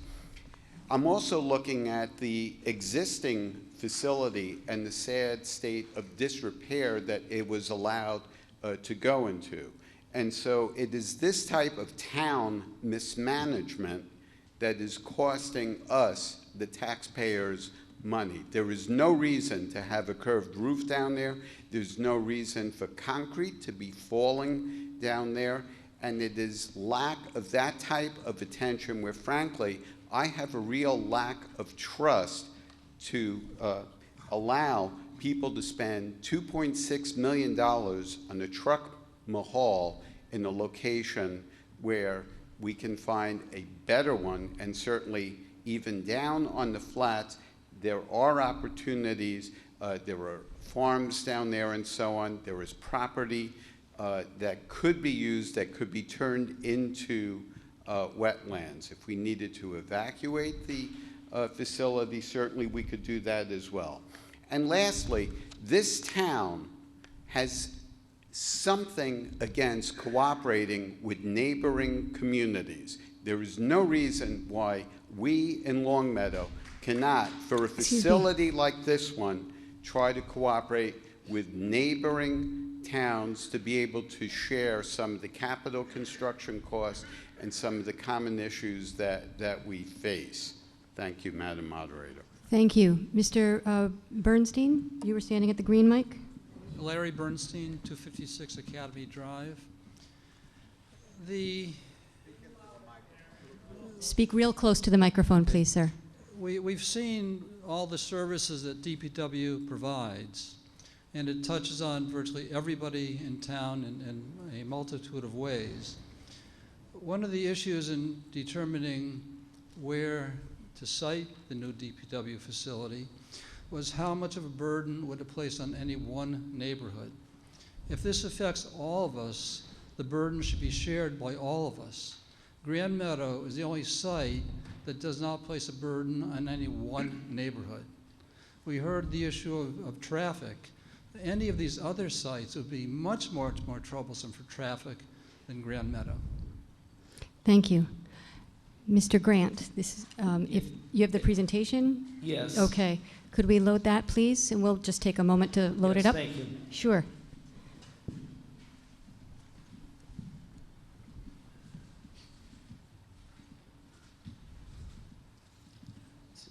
Is it being It's being, loaded? yes. And do you need a clicker? Actually, if I could just ask, I'll just say next. Okay, that's fine. Thank you. Sure. My name is Alex Grant, 54 Westmoreland Avenue. I served on the select board from 2013 to 2016, so I've been immersed in a lot of these discussions. Unfortunately, I only have 2 minutes to respond to 20 minutes of argument in favor. So there's a lot of reasons to vote against this. I can't even really get into them all. I've got them on my website, alexgrant.squarespace.com. You can look it up and follow it. Next. So what will tonight cost? Here's a number that you've probably never heard at a town meeting and you haven't heard yet. Next. So what you just approved was a $220 average tax increase just from the budget. Next. And then you're gonna, if this is approved in total, 9 and 10, you're looking at a $330 average tax increase for something financed over 20 years. Next. And when I say average, I'm talking about a home assessed at $348,000. Next. So you might ask yourself, what is the plan here? I mean, this is a lot of money, right? So in the last year, the select board has endorsed 3 different projects. This one, the senior center, and the middle schools. And so if you just add those up, plus the budget that you just approved, what is the average impact on your taxes? Next. $1,370 to $1,660. This is based on current or the best cost estimates that we have so far. And so the question is, that's a lot of money. Next. And the question is, you know, can we afford it? I mean, some people might just say that in itself is too much. But guess what? If the minute you start thinking you get your hands around those 3 projects, there are other needs which I consider non-negotiable. Just consider 2 areas, roads and sidewalks, and water and sewer. You're looking at over $160 million. And guess what? That's not it either.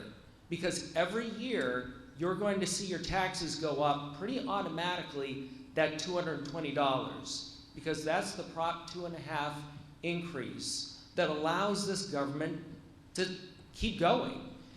There's almost no room for error. You have to go up 2.5% because the budget is primarily driven by costs you can't contain, which is what the town manager said, and union contracts. Next. And I just took this slide just so that it's not just me talking. This is literally cut and pasted from Richard Foster's presentation to the select board back in 2013, where he identified all of these different needs. I won't go through them all. Again, they're on the website.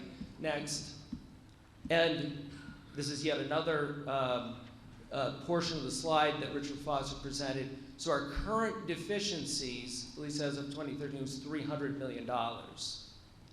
And the question is, how are we going to pay for that next? And the fact is there was no capital funding plan aside from coming back to you one at a time, year after year, until we finally say it's too much. And I have to say, as a select board member, I had people coming to me, constituents, say, I can't afford my taxes. It's getting really tight. And that was just with the annual budget increases and the high school. So what we really need to be asking ourselves is not how awesome that project that's just been presented is, which it looks awesome, right? It's the DPW for the rest of the 21st century, but what can we afford? And then second, what is the highest priority? Because a vote for this DPW may well be the death knell for the senior center or the middle schools. Unless you think that people are going to take on $1,500 of extra tax burden plus. I don't think that's going to happen. And ultimately, what we have to do is look at compromises on each one of these three. And I can tell you that was not the approach. I remember asking when I was on the select board, look, have we ever looked into what can we do for $2 million? What we can do for $5 million? And I can tell you the TAM manager was very clear that no, we are going to build a facility that meets all of our needs as we see them. And that's what you have as a result. A $21 million building that primarily serves as a place to park trucks. Next. And so again, there's way more information. I've written about this. This is the website. Unfortunately, I'm not going to get equal time. Nobody on this who's opposed is going to get equal time. But there's a lot of other good reasons not to vote for this. Thank you. Mr. Elias. Madam Moderator, members of the town meeting, I have been listening to this argument going for a number of years in this town. I ask the people here to look to your right and look to your left. Every time something was proposed, I don't want it in my backyard. Person to your right or your left will probably be saying, that happened to me. I don't blame them. We pay enough in taxes to have places to be part of our town and to live the way we want to live in. Excuse me, Mr. Elias, is this a question? Yes, ma'am. Okay. The question is, if we don't put it here, where are we going to put it before the building falls down? We've had that for 80 years, and I don't see any other option. Thank you. Is there someone who could answer that question? Mr. Crane.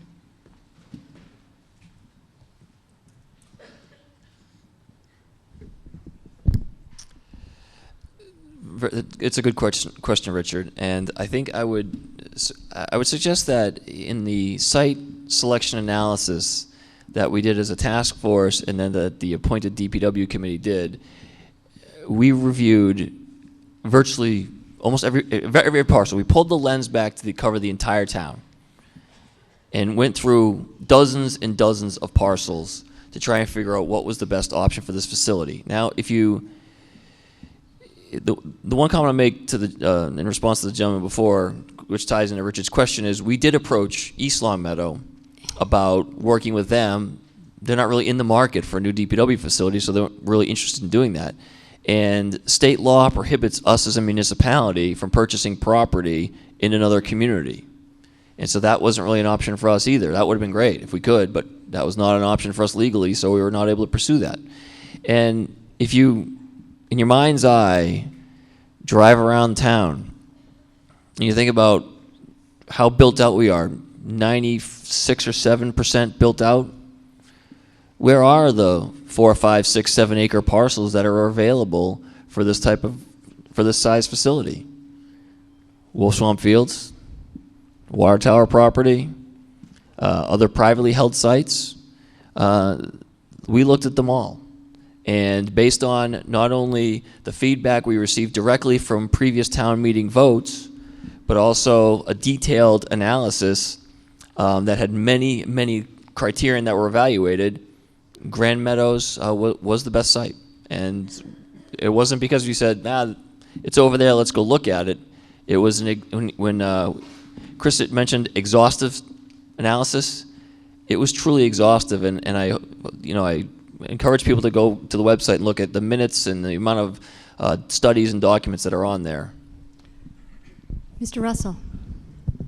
Madam Moderator, Jim Russell, 108 Bel Air Drive, Long Meadow. I don't like the thought of my taxes going up more. However, I know a number of the people that were on both building committees. I had the greatest respect and admiration. As previously said, they explored every rock in town and did their due diligence. I too served on 2 building committees of another nature, and we did the same thing. Are we going to wait until we have a fatality of 1 or 2 or more in the existing building because we try to put Band-Aids on situations that are just crying for a fatality? Trust your building committees. Trust your select board. Trust the people who have given hundreds of hours and have come back with the best viable option. This DPW facility has been kicked down the street like a baseball for the last 10 years. If it had been addressed 10 years ago, maybe we'd be looking at $10 million instead of $20 million. We got to have the facility to protect our workers, to protect our equipment, and to do justice for the people that allow every one of us to go out in the wintertime, knowing the roads will be plowed safely, answering all the other emergencies, being able to service the equipment, getting the proper equipment that will fit inside and to be taken care of. I don't like the increase, but there's nowhere else to go. Please vote in favor. Thank you. Thank you. At the red microphone, please, no clapping. Thank you. At the red microphone. Sir?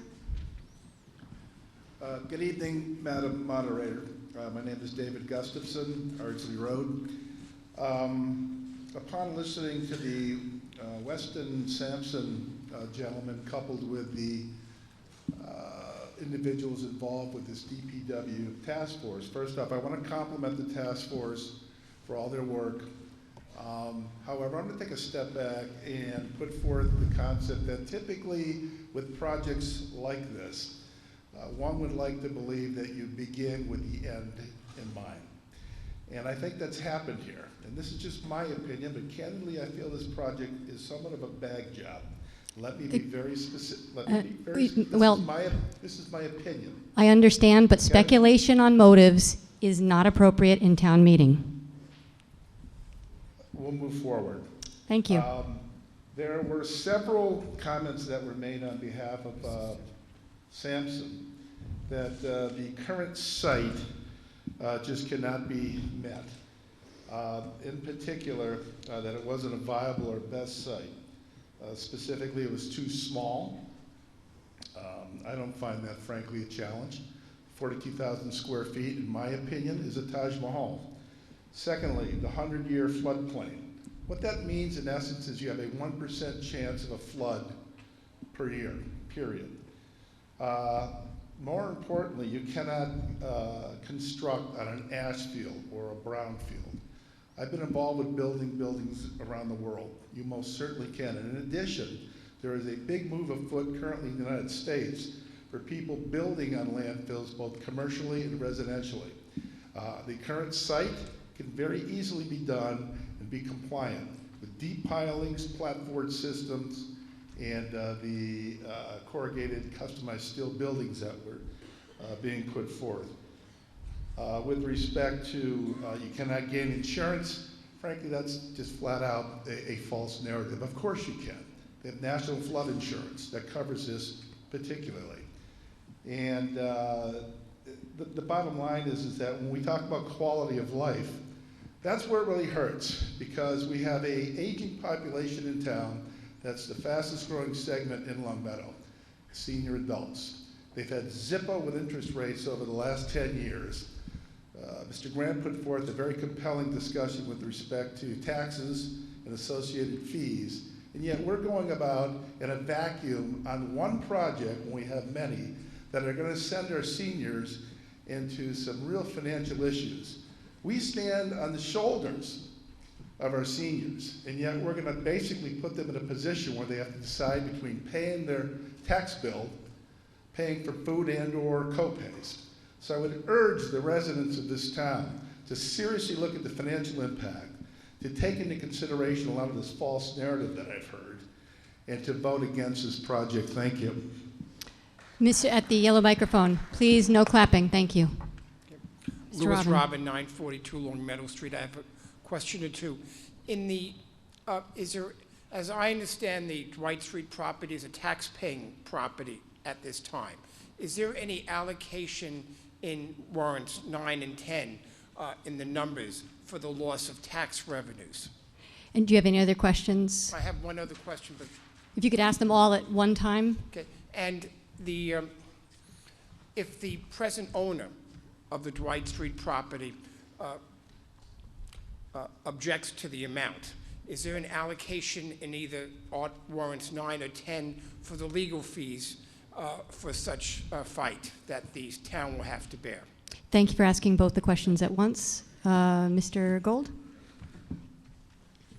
I'd like to answer the first question about the potential loss of tax revenue. We're putting together a proposal to reuse the current site, potentially as a solar facility that would generate sufficient income to offset the tax loss.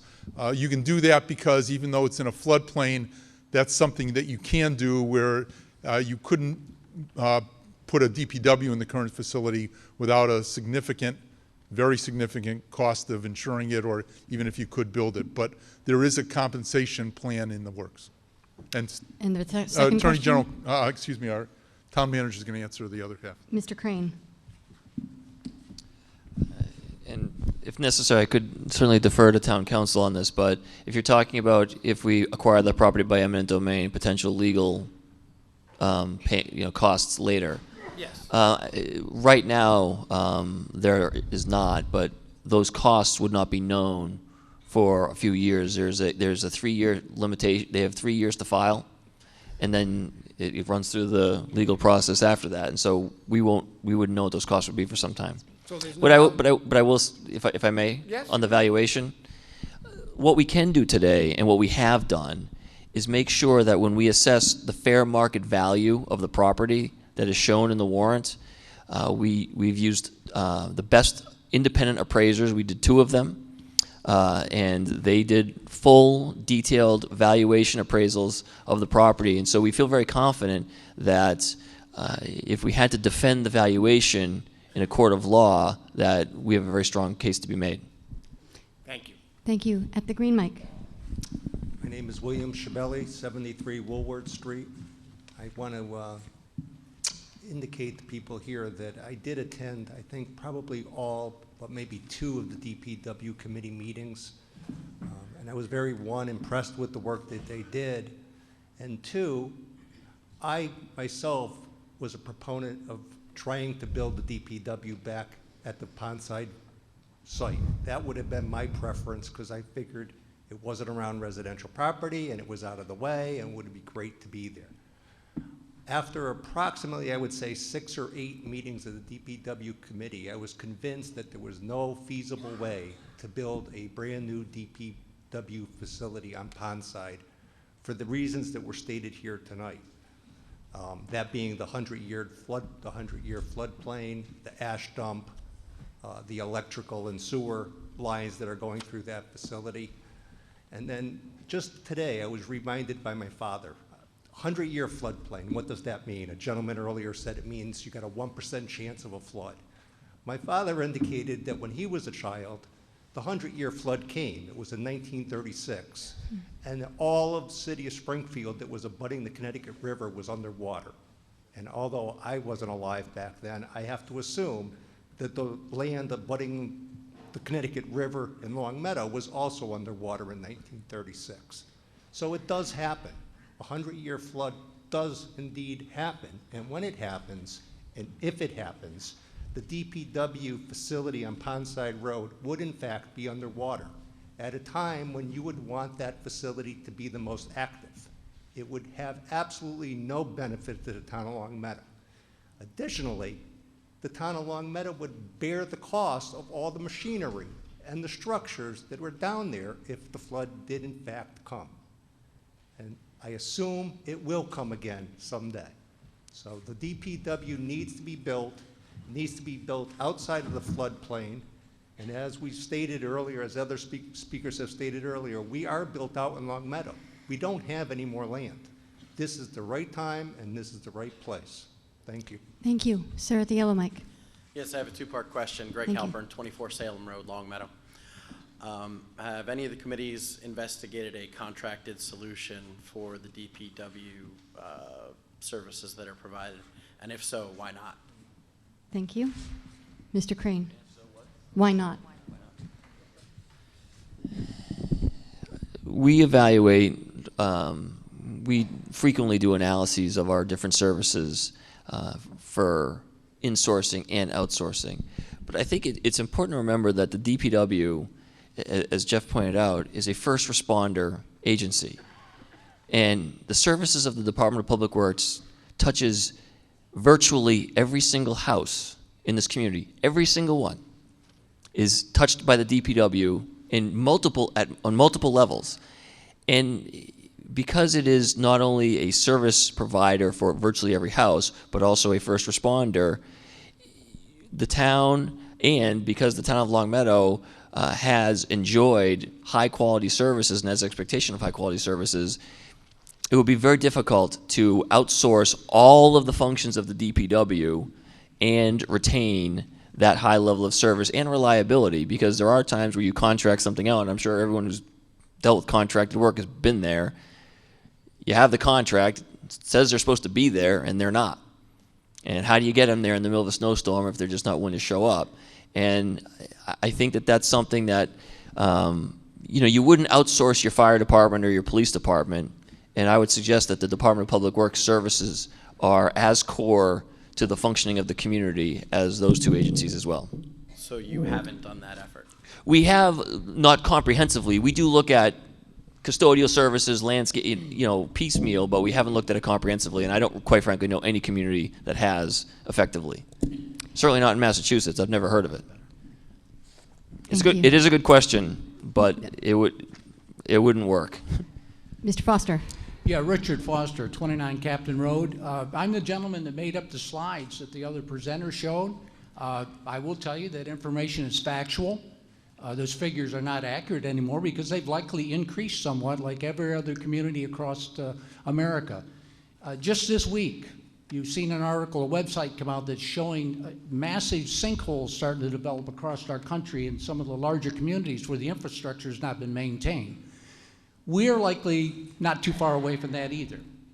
But I can assure you that the Select Board for the last 4 or 5 years has been working diligently on allocating money and setting up policies to start combating these features that were placed before us. 5 years ago, we were putting $5,000 a year into our sidewalks. This year, we're putting $400,000 into sidewalks. 5 years ago, we likely had $90,000 out of our base budget going into our roads and walkways. This year, we have $500,000. I can guarantee you, folks, we are spending your tax dollars the best we can in trying to meet the needs of our community. But we must look forward. We cannot look backwards. This DPW complex is likely the most well-studied event in the history of our community.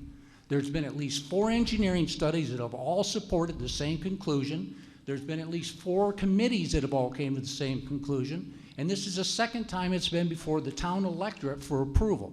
It was approved previously back in 1988 and failed at the general election. In 1988, when it failed, it was 29 years ago, the project replaced a vote of orders at $2,400,000. That's the escalation that's taken place in that short period of time. We're going up 4 to 8% a year on construction costs. Land is evaporating. If we don't act now, we're going to be sorry. I wish we could go back and react back then.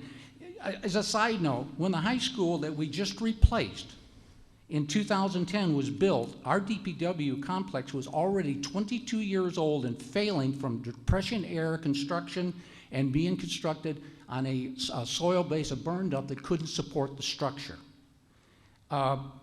Ironically, the high school that we just replaced was 57 years old when we replaced it. And even super ironically, when we went before the electorate in 1988, our DPW complex at that time was 57 years old. We have now gone another 29 years on this facility. Ladies and gentlemen, I realize that you're aware the information's been given to you. It's been professionally handled. It's not a song and dance. I'm going to let you vote your conscience, and I believe you will support this facility for our community. Thank you. The gentleman at the yellow microphone has been standing there. Sure. This is Paul Gorman at 266 Pinewood Drive. And my question is with the assumption that the drawings that and so forth that are shown in the hallway about verification of some of the information on there is kind of a request. You might want to double check some of it. Thank you. I'm sorry, the question is? Some of the drawings and locations, I have some questions on some of the zoning positions and some of the synchronizing of the pictures and so forth with the locations on the drawings and stuff like that. Is there someone who can address that? I don't know what the... If that's up to date. Are the pictures up to date? Are the drawings up to date? Drawings up to date. Thank you. On the board that was out there? Yes. Yeah, right now we are through schematic phase design. And so the board that had the new layout, the proposed layout, okay, and had the pictures tied to it, yes, that should be accurate and up to date as far as the design is advanced. And I guess if you'll bear with me for a comment, sure. I think the key thing when you look at that design, there's not a single storage space or parking space for some future piece of equipment that we may buy. There's not an office space for some employee that we may hire down the line. If this is approved and constructed, on the day we move in, every square foot of the place will be full with functions that we do today. The only extra, if you will, compared to our current facility, is the inclusion of our facilities division, which is in the basement of Glenbrook Middle School. And if you think that a carpentry shop essentially belongs in the basement of a middle school, then maybe we don't need to do this. But that's the only thing that is, aside from things that are code required, like a wash bay, we must do that under the law. Every other thing is a straight line from things we do today and pieces of equipment we have today and what was shown on the plan. Okay. Does that help? Is that it? Yeah, I'm going to request that you verify the location of what's shown, or where the building is and things like that, to verify it's going to fit within Long Meadow as opposed to on the border of East Long Meadow and stuff like that. So the vote in Article 9 is based on the language that has been read orally. Okay. So that the numbers that are listed, Lot A, Map 177, et cetera, that's what is being voted on. Mr. Crane? The wording, I think that and not the drawing, is that what you're saying? I think there may be some confusion. We had two sets of boards next to each other. Yeah. One is for the DPW. Yeah. And that is a good drawing. And then the other is for Articles 12, 13, 14, which is the medical office building project on the East Long Meadow line. Different project. Different project, different articles. Oh, so it's for a different building, you're saying? Different project altogether, that's a private development. Okay, then check the 3D drawing compared to the two-dimensional drawing, because the pictures in the three-dimensional drawing don't match what's shown on the two-dimensional drawing, just so you know. Thank okay? you. Yep. We'll double check. And if I, sorry. Mr. Gustafson. Mr. Gustafson, you were rotating. Okay. Yep. Madam Moderator, thank you very much. I wanted to respond on a couple of points. Number one, with respect to the 100-year floodplain, and as I pointed out, it's a 1% chance per year in effect. Be advised that we get river reports daily down to hourly with respect to rising flood water. Those flood indicators come out weeks in advance before the actual flood would hit. So as it relates to having multiple millions of dollars being underwater, again, that's a false narrative, because indeed those assets can be moved to a higher plane area. Second point, I always hear when we have folks running for the select board that, hey, they want to do a couple things. They want to be sensitive to tax rates, and moreover, they want to look for other areas in town that we can raise revenue. It's my understanding that the current tennis site that they were looking at currently brings in about $54,000 in revenue. Why would we want to spend $2.6 million on a parcel that's currently bringing in $54,000? We saw in the source and use the town manager put up that the retail space at the new CVS building, et cetera, was adding to our revenue base. We cannot take away those spaces. I agree the buildings at the current site are deplorable. They need to be replaced. The associates down there need to be treated with dignity and respect as it relates to a work environment. We can make it ADA compliant.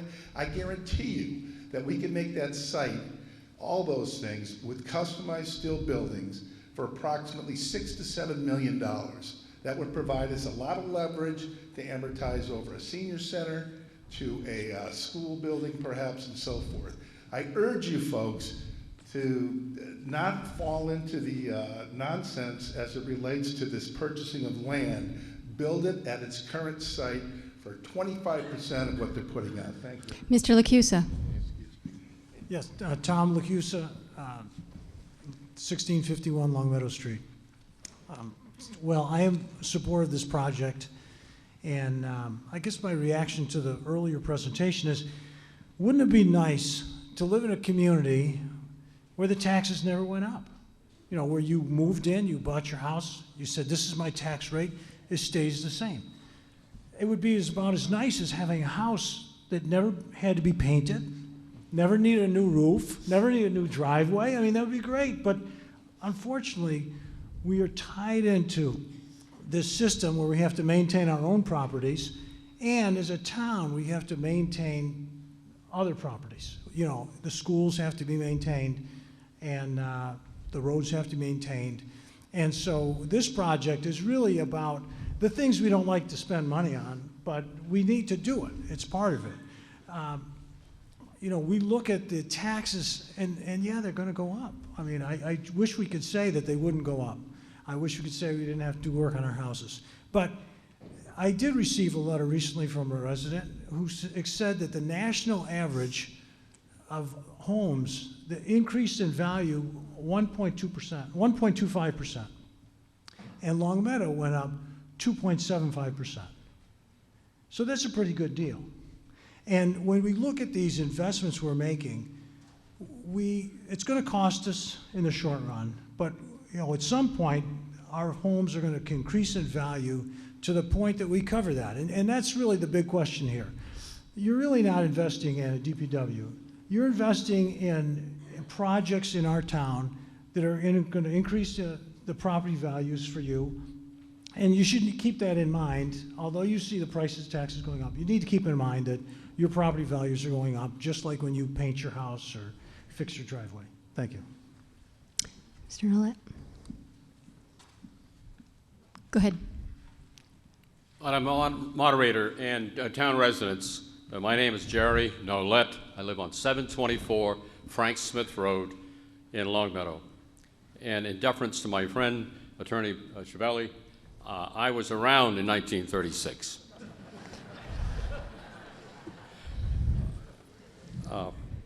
I have two questions. Number one question deals with the two articles, 9 and 10, were confusing to me because they appear to be redundant. But further examination, it looks like one is for the purchase of property, and secondly, the second portion, or Article 10, is for acquisition also and construction and demolition. It doesn't say demolition. It says construction and design of equipment. I guess equipment it says. And I didn't see in the tablet where under the fine demonstration that was given to us by the engineer was that essentially we're going to demolish Pondside. And I guess my question would be, coming out of a chemical background, if you will, have we considered what the remediation costs are going to be for that site? And I heard my good friend Mark Gold say that we're going to put, some other equipment on there. But my guess would be that we're not going to be able to walk away from that site, and that could be very expensive, and I didn't see that in the cost of the project. Is there someone who could address it? Mr. Crane? I can address. Jerry, the first Article 9 is authorizing the instrument of eminent domain, which is how governments, but especially municipalities, acquire property. So whether it's a negotiated settlement or a non-negotiated settlement, eminent domain is the method by which the municipality would acquire the property. It clears the title. It's a straightforward process. So even if in a situation where the property owner likes the proposed fair market value and wants to accept it, it would still be an eminent domain process. And so we need a separate standalone eminent domain authorization granted to the select board so they can then execute that instrument when it comes time to acquire the property, which would be after the debt exclusion vote, which would fund the acquisition, which is Article 10. In terms of your question about the site, we are carrying a pretty substantial number for demolition and addressing the site concerns. The site, and Arlene sitting there can tell you as well, the conditions at the site are well known to us. There's been a lot of testing, there's monitoring, DEP knows the site down there very well, we've met with them, they've been engaged in this process, and capping the site as a landfill will be a part of the process, and we are carrying a generous allotment for that. There are things that are unknown in terms of the strategy of capping, because some of the strategy of capping is tied to how you're going to reuse the site, but also some of the conditions that are unseen under the buildings.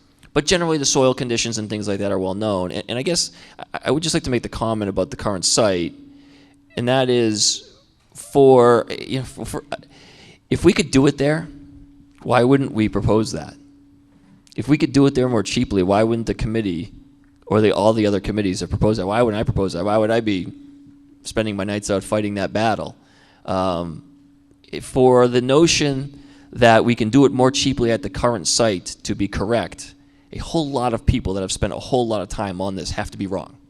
And I think that the aspect of the environmental considerations, we've spent time on that. Our engineers have looked at that. We have that well in hand. Again, we have really tried to cover every single base we possibly can.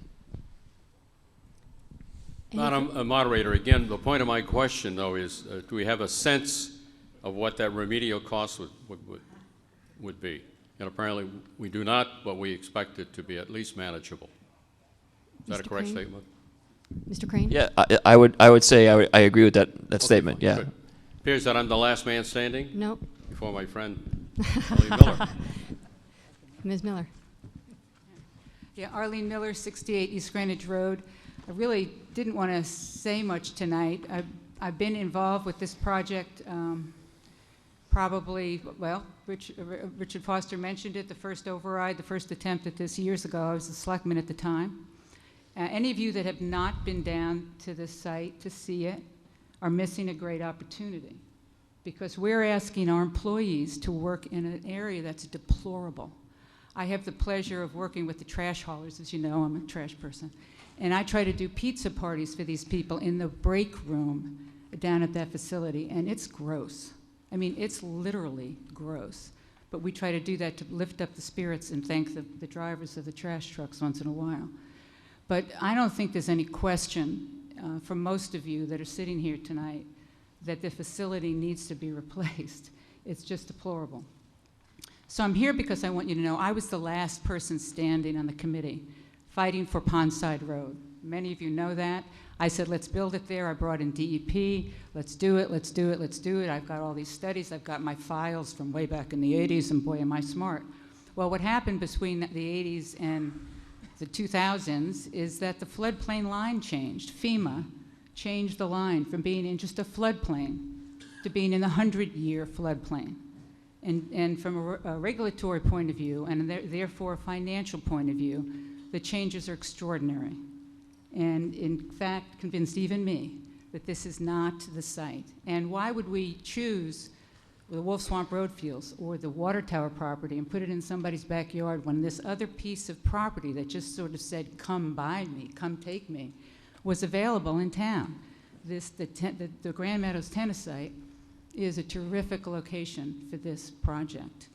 Nobody wants to pay more money. I appreciate Mr. Lacusa's comments. But you know, the scenario, the doomsday financial scenario that we've heard presented here tonight just isn't really quite fair. First of all, this quote that we have is schematic. It's best guess estimates at this point, the best we can give you when we're talking about this. Likely, it's not going to go up, it's going to go down. That's a good thing. We're not going to borrow if we don't, once the bids come in, it'll be whatever it is, but it probably won't be what you're seeing right now. We're doing 3 projects with this $21 million. We're taking land by eminent domain because the town told us we don't want it anywhere near us where we can see it, touch it, see anything. We want it in an isolated place. And trust me, you cannot see this site from Glen Meadow. It's really far from that facility. Do not get hung up on the Glen Meadow connection on that. So we're taking land for $2.6 million. We're putting money in there to take down Pondside Road. That's the second project. We're putting $700,000 in this project now. That's a responsible thing for us to do, to prepare Pondside Road for better use. And we're building a state-of-the-art, not glamorous Cadillac facility, a Butler building, by the way, for our DPW workers that's clean, up to code, and will allow them to do their job. I think the time is right. My gosh, we've done this. We've been doing this for how many years, Richard? Many, many years we've been talking about this. It's not the first time, second time, or this is not even since 29 years we've been talking about this project. This is not, by the way, a 50-year project. We're going to have this building for 60, 70, or 80 years. This is not like a school that we built for 50 years. It's much longer than that. This is our opportunity. I would encourage you all to think very deeply about your vote and to vote positively tonight. Thank you. The gentleman at the yellow microphone. Hi, Jim Thomas, 45 Prinwood Road. We talked about earlier bundling some projects together, furnaces. We've got 3 projects coming up very fast down the line. A middle school project, a senior center, and this DPW. Have we looked at bundling this whole project, all these projects together? Mr. Crane.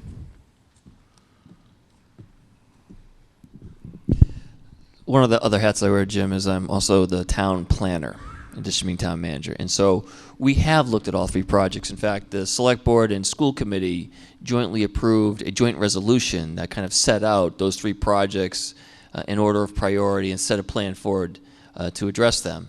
The thing about looking at the projects is they're not at the same phase of need, nor are they at the same phase of development.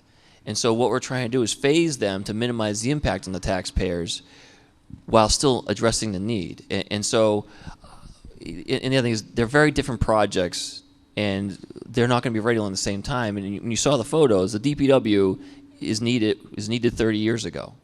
And so to say we're going to wait, because we're going to wait to bundle it with a school, which is managed by the Massachusetts School Building Authority, some years from now, isn't practical and puts, I believe, the community in a very adverse, risky position, as Arlene just articulated, if our building, if the DPW buildings are no longer able to be used. But I guess my question is, do we need 2 middle schools? Do we consolidate a middle school and a senior center? And we've got now another piece of property that could be used for this site. For the DPW? Yeah. Again, the middle school project is, an SOI has been submitted to the state, to the School Building Authority, and that process is ongoing, but that's a multi-year process. So it could be 5, 6, 7, 8, 9, 10 years before there's a site open. And when you think of both of those sites, what's the difference between Glenbrook site or Williams and the water tower property? They're both in residential neighborhoods. And the folks that live in those neighborhoods aren't going to want a DPW there as well. And I quite frankly think the facility won't sustain itself to get to that point. It's a great question, but I wish it were so. At the red microphone. No, Mr. Gustafson, you're next. Madam Moderator, I just wanted to put forth a couple comments, and I do appreciate, by the way, everybody's patience on this issue. It's very important. I'm not trying to hog the mic up here. I remember standing here in 2015 when this originally came up. At that point, the price point that was estimated for this project was, I believe, around $12 million. You can correct me if I'm off on that. I argued against it at that point and was told, because I was saying that the price point was too high, particularly given my background and knowledge of it. And I was told, hey, it hasn't been vetted. The price that you're putting out there has not been vetted. And that was coming forth from the select board. Well, here we are 2 years later, and it's up to $21.6 million. So I guess my question is, who's zooming who here? Number one. Number two, the gentleman before me made an excellent point. You cannot sit here and make this decision in a vacuum. You know, when you take a look at a dollar invested, and we're really at a kind of a zero-sum game right now. Our taxes are way up there. We are pushing the barrier right now on the mill rate pursuant to Massachusetts law. So to sit here and say, well, we'll take it on the back end on a debt exclusion, and then we're going to have everybody run around with this project, and then of course, you know, we have the senior center, where I would argue that the utility of dollar invested is much higher as it relates to social interaction, education for our seniors, etc., as well as the schools, which is, that's our brand in Long Meadow, is schools. Teaching children, we have excellence in education here. It's probably why the vast majority of us moved here. Those are important projects. Therefore, we cannot, in my view, make this investment decision in a vacuum. You have to bridge and bring all those factors together. You know that the select board put forth a request to the MSB to look at funding these middle schools. You know that the adult center is coming up in a vote later on, I believe it's tomorrow. So please, take a look at everything here, folks. Our town, the mill rate is one of the highest, if not the highest, in the state of Massachusetts, okay? We're not Fairfield County in Connecticut. We're in Western Mass. Interest rates have been ridiculous for our seniors and people on fixed income. Don't be fooled by this. Think of this in the aggregate. There's a better way to do it. We can indeed provide a DPW that's reasonable and efficient, but take a look at the utility of that investment dollar. I worry about our folks having to be bumping up against tax rates where they're forced to move out of town. That is absurd. I expect our leaders, frankly, to do a better job. You got to start showing this to the folks and articulating the respective issues. Thank you for your time. At the yellow microphone. Jeff Spear, 76 Academy Drive. I think it's a wise investment to look at the Grand Meadows spot, and Article 9 will give eminent domain, allow the eminent domain process to begin. Was there any consideration to splitting Article 10 so that we could at least move forward with the purchase of the land and not tie it to the DPW?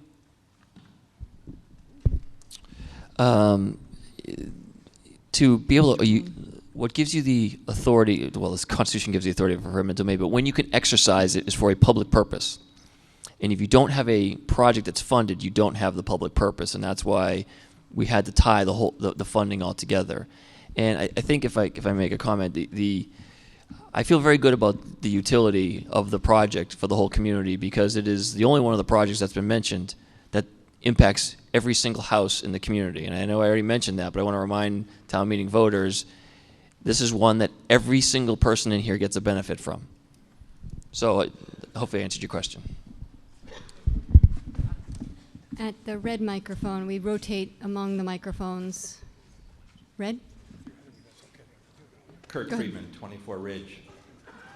I have a split opinion on this matter. I'm looking at both Articles 9 and 10.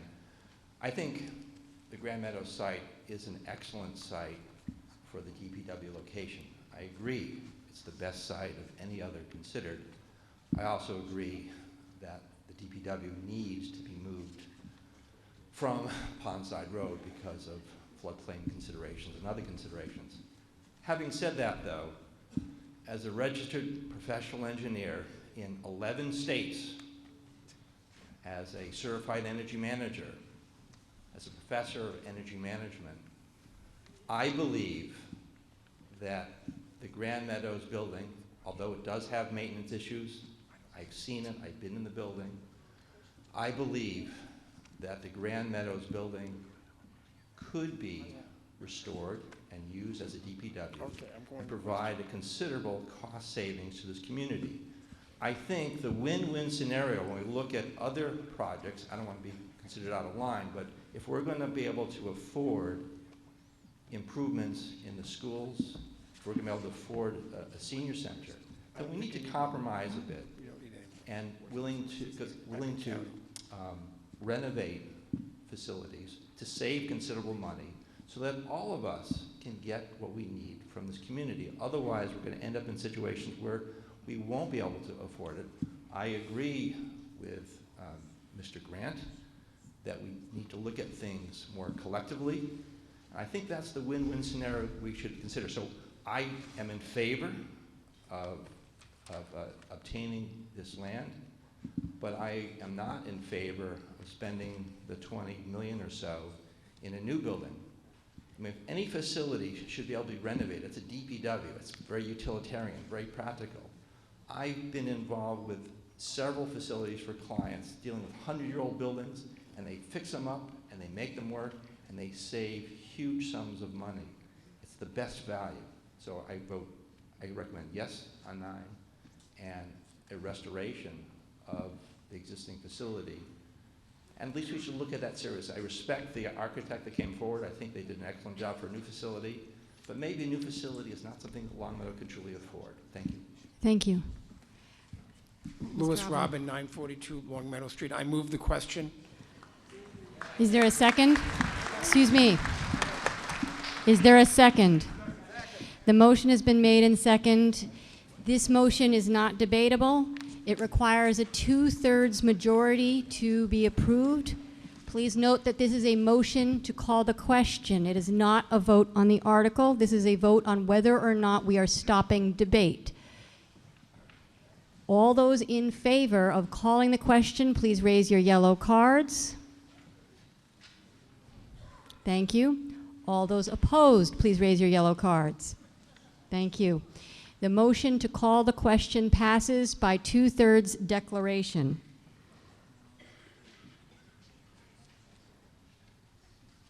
Hold on one moment. Now we shall come to an immediate vote on Article 9. This vote requires a 2/3 majority. Would all those in favor please raise your yellow cards? Thank you. Would all those opposed please raise your yellow cards? The ayes have it. The motion passes by 2/3 declaration. We shall now come to Article 10.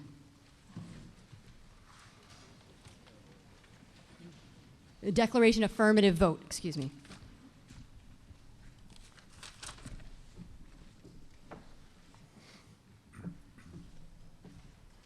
Mr. Foster.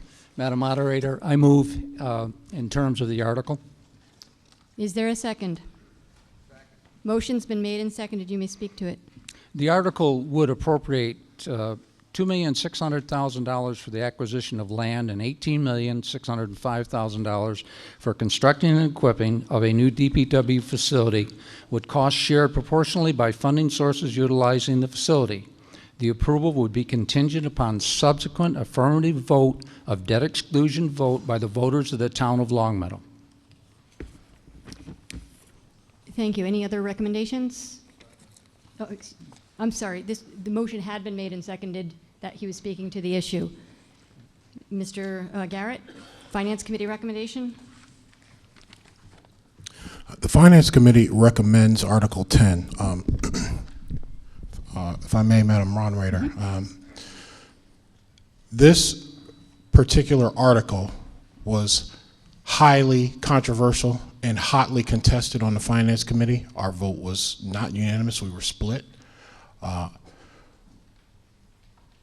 The bottom line was that the Finance Committee, all of us, felt that the project was too expensive.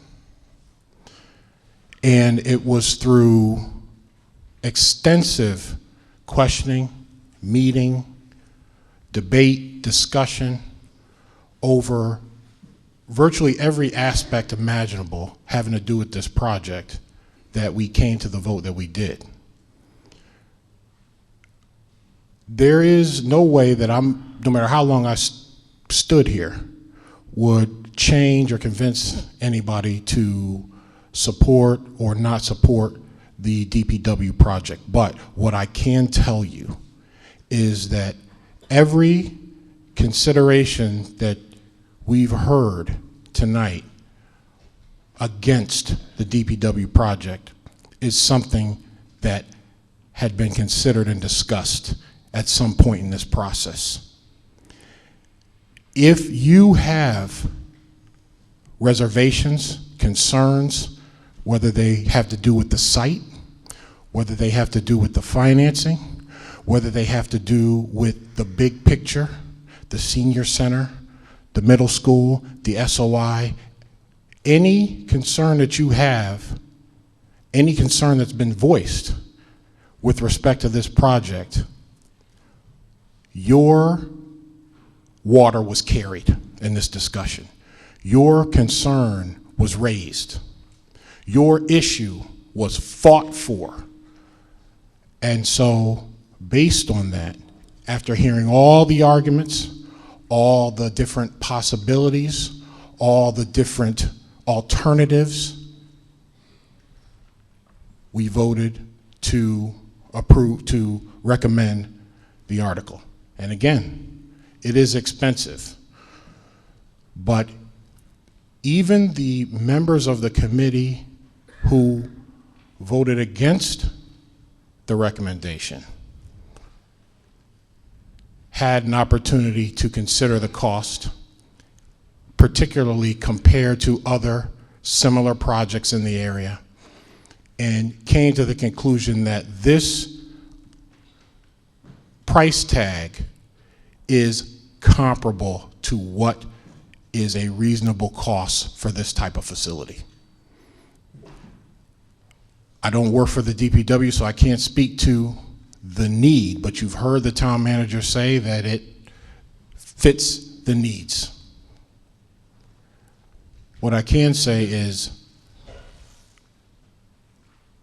when this facility was voted on by the Finance Committee, there wasn't any stone unturned. So I guess the only thing left to mention is that the Finance Committee has expressed, and we hope that in the bidding process to reach that final amount, the per square footage cost of this facility, that those discussions are going to be very aggressive, and that the folks that are reviewing the bids on behalf of the town will do everything they can to squeeze every last dollar. We're hoping for in the millions of dollars to the town's favor. But the price tag for this project, you can be certain that this price tag is commensurate with what this facility needs and what this facility costs. Thank you, Mr. Gould. I'd be remiss if not to mention one other thing. It's the responsibility of this committee to give the residents of this town a bottom line with respect to your taxes. We've asked the town accountant to give us a figure, and that figure is starting off at $240 per household, working its way down as the debt service is taken care of, to an average over the course of 20 years of $189 per household. That's what this project is going to cost you. And I believe that based on a $350,000 valuation. Thank you. Are you finished? Or? No. Just real quick. Yep. So again, the bottom line, $189 tax increase per household. That is what you're looking at in terms of your property taxes for this project. Thank you. Thank you. Mr. Gold. Yes, Mark Gold, Avondale Road. I have a couple of items I want to address. And the first is in terms of why are we buying a new facility instead of reusing the current facility? I've heard it over several years. I've heard it again this evening. And I think it's important for the people of the town meeting to see that those of us who walk through that facility, as they said, if you haven't been there, it's an eye-opener. The current Grand Meadows Tennis Club consists of two buildings.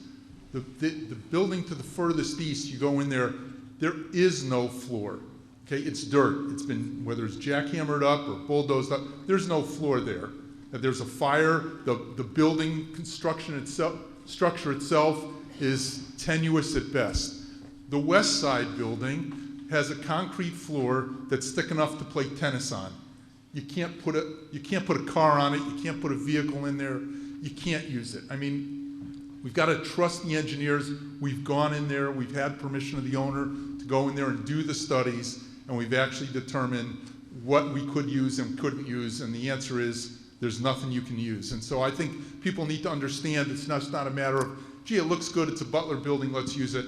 We really can't. So I wanted people to know that. The second thing I wanted to talk about was quickly the bundling. Why don't we do it all at once? Our CFO, Paul Pasturzik, has spent many, many hours, and he sat in front of the select board many, many times, and what he's done is put together a plan over 15 or 18 years that shows the bonding that we have for the town and the bonding we project for, yes, this project, and yes, a middle school project, and yes, an adult center project, working in a plan that does its best to phase in one when other payments phase down. For example, we still have projects that we're paying for our elementary schools. I think there may be a project for Old High School roof that's not quite paid off, but I think it might have been paid off already. But, you know, so that work has been done on phasing, and I think it's important that you understand we've done that. The final thing I want to comment on is that tonight, as much as I'd love to say, let's vote and let's get this done, tonight's the beginning and not the end. What we're really voting for is authority to put this on our June townwide ballot.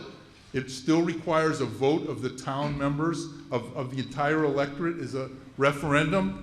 And so I'd encourage everybody to let all the people in town speak. Let everybody in town spend the next 4 or 5 weeks getting well educated in what this project is. And so it will be a project, a vote on the town referendum. It's not going to end here tonight, but I think it's well worth letting the town speak to it at our June election. Thank you. Thank you. Mr. Grant? Thank you, Madam Moderator. I wouldn't have gotten up to speak again, but I do want to address the cost issue. The figures that I put up there was simple arithmetic based on a debt projection sheet that I obtained while I was on the select board from the town CFO. It's really a matter of, multiplying numbers. I'm happy to provide that arithmetic. I have no idea how you get to $240 to start and $189 to over the average. It's also inconsistent with a group, it's called Support Longmeadow DPW, which put the cost at 93 cents a day. You multiply 93 cents times 365, that number is $339.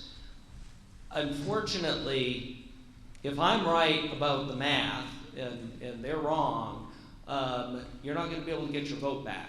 You can't say, well, I voted for 189, I'm going to hold you to it. That's just not possible. And think about it. When you pay for the high school, that was like a little more than $40 million. Think about how much your taxes went up. That was sold to us as like a $500 a year proposition. We're financing a little bit less than that for this project at $21 million, and somehow it's going to be $189. That it's just the math isn't correct. There's a question, and we're going to get through these, and then you can speak. Question. Yes, Linda Canyon, Barrington Road.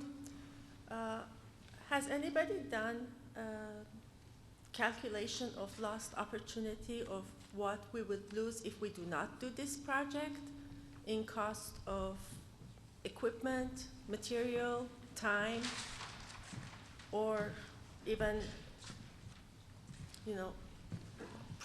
opportunity of having another land available to us for this? Mr. Crane. It's an excellent question. I think if you remember the slides that were in the presentation of the older buildings that collapsed and destroyed some of the fleet, the hundreds of thousands of dollars or not, if not more, in equipment losses of a catastrophic failure, that certainly would apply to us. And I think the real cost to not doing it and not taking this action is if the site ends up being developed for some other purpose and then from a price standpoint puts it out of reach for the town. Because then where are we going to go?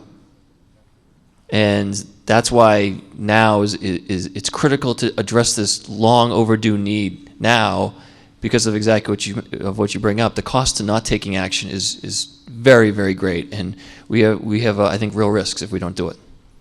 Do we have Thank a you. dollar amount? I don't have a dollar amount off the top of my head. Thank you. Okay, thank you. Mr. Horowitz. Dave Horowitz, 18 Circle Road. I'm a member of the DPW Building Committee. First, a shout out to the 9 of us. I feel like we worked very hard to find the right place for this project. And I think the data that Weston and Sampson shared with us earlier really galvanizes the fact that not only is it the right location, it's the right time based on the dollars. The best number that Weston and Sampson was able to put up tonight showed it at $314 per square foot. Had our project, and again, we're in the early stages of design, at $337 per square foot. I promise you, every day that goes by, those numbers aren't going to go down. If anything, this project is going to get more and more expensive, okay? We need this DPW. It's the right location. It's the right time. Please think about it. Please support the project. Thank you. Mr. Pacirzik. Paul Pacirzik, the Finance Director. I just want to reconcile for the audience the difference between the two numbers that were given by Mr. Grant and myself. First of all, he has information that was done probably over a year ago, and certain things have happened over that time that have changed the numbers around. The biggest thing is that the Select Board has taken a position to allocate some of this cost over to the water and sewer rates, and they would not be in the property tax rates that he's actually reciting. It's about 25% that goes over to the water and sewer. So we do have some discrepancies. It is simple math, but he is missing that one point in his reconciliation. Just wanted to bring that forward. Yes, sir. Craig Tedeschi, Hazardville Road. I'd like to make a motion to move the article to a vote. Well, if nobody else speaks, then we'll just come to that natural conclusion without having to take a vote to do so. So I see nobody else at the microphone, so we don't have to vote to end the question. We're just going to come to the question. This is Article 10. This requires a two-thirds majority vote to be approved. Would all those in favor please raise your yellow cards? Thank you. Would all those opposed please raise your yellow cards? Thank you. The motion is approved by two-thirds declaration affirmative vote.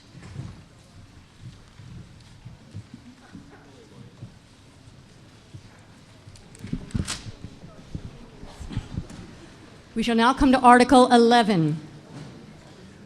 Madam Moderator, Mr. Lacusa, yep. I move the terms of the article. Is there a second? The motion has been made and seconded. You may speak to it, Mr. Lacusa. Okay, the state annually allocates the town a sum of money to be spent on town roads. This amount must be appropriated by town meeting. The town spends the money first, and then it is reimbursed by the state upon completion of the project. The amount is unknown at the time of this publication. 2/3 vote required in the case of borrowing. And it's recommended by the Finance Committee. Thank you. Any other board or committee discussion? Floor? All right. Seeing no discussion, we'll come directly to a vote. This requires a 2/3 vote in case of borrowing. Would all those in favor please raise your yellow cards? Thank you. Would all those opposed please raise your yellow cards? Thank you. The motion passes by unanimous affirmative vote declaration.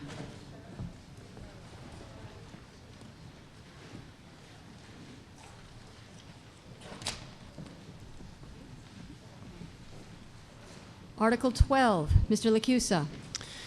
I move that the town vote to accept the Dwight Road Improvement District, which will be located on the east side of Dwight Road in Longmeadow, Mass., easternly to the town line of East Longmeadow, Mass., and southerly to the convergence of Dwight Road and Maple Street.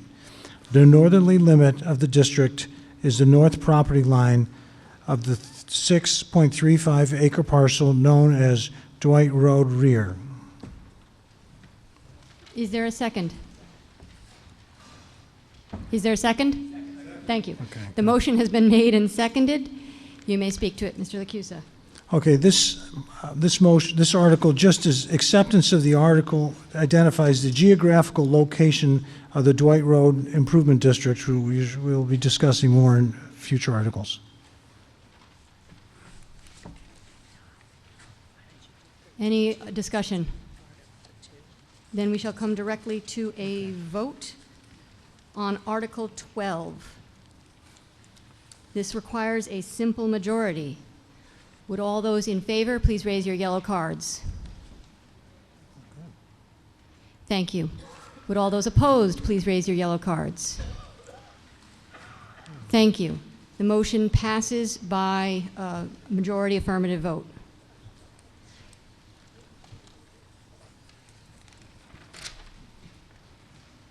Article 13, Mr. Lacusa. I move that the town vote to create a District Improvement Financing, DIF, program authorized under the Massachusetts General Law, Chapter 40Q, and that such program be known as the Dwight Road Maple Street DIF program. The Dwight Road Maple Street DIF program will encompass the Dwight Road Improvement District as part of a public-private collaborative process to promote redevelopment in Longmeadow and East Longmeadow. Is there a second? Motion's been made and seconded. You may speak to it. A District Improvement Financing, DIF program, enables the town to allocate future incremental property tax revenues from the established district within the program to pay for public infrastructure improvements. The improvements within this defined district would include a roadway improvement in the areas of Dwight Road, Converse Street, Dwight Road, Maple Street, and Dwight Road, Benton Street, Chestnut Street. Financing the improvements would be made through the issuance of a debt with repayment of such debt made from the incremental property tax revenues realized from the developed properties within the district, and payments to be made under any developer agreements should the development include tax-exempt property.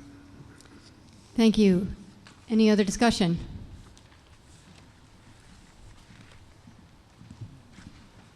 I just have a question. What would Name happen- and address, please. Oh, yes, David Marinelli, 9 Overbrook Lane in Longmeadow. My question is this last sentence about the tax-exempt property. What protection does the town have if we finance improvements and the developer sells the property to a tax-exempt organization?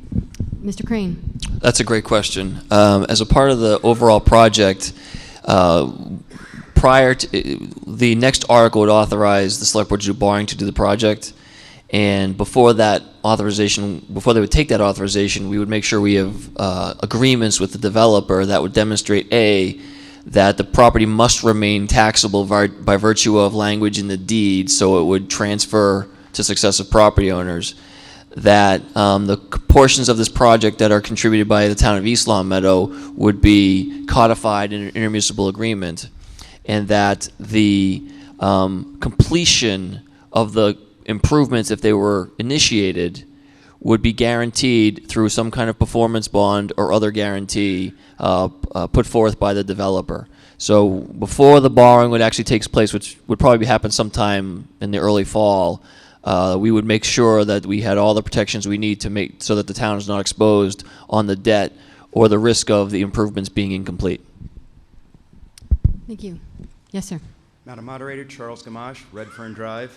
I've been a resident of this town for 5 years, and in my brief history here, it seems like there's a lot of articles that spend money. And this is one of the first few that I've seen talks about incremental tax revenue coming into the town, and it's also going to support some improvements to some intersections over in the portion of town where I live. So for that reason, I support this article, and I urge everyone to as well. Thank you. Thank you. Any other further discussion? May I ask a question? Yes. Madam Moderator, is there a Jerry cost Nolet. It's Jerry Nolet, Thanks. 724 Frank Smith Road. Have we been able to establish a cost benefit as a result of what we're doing here? Mr. Crane?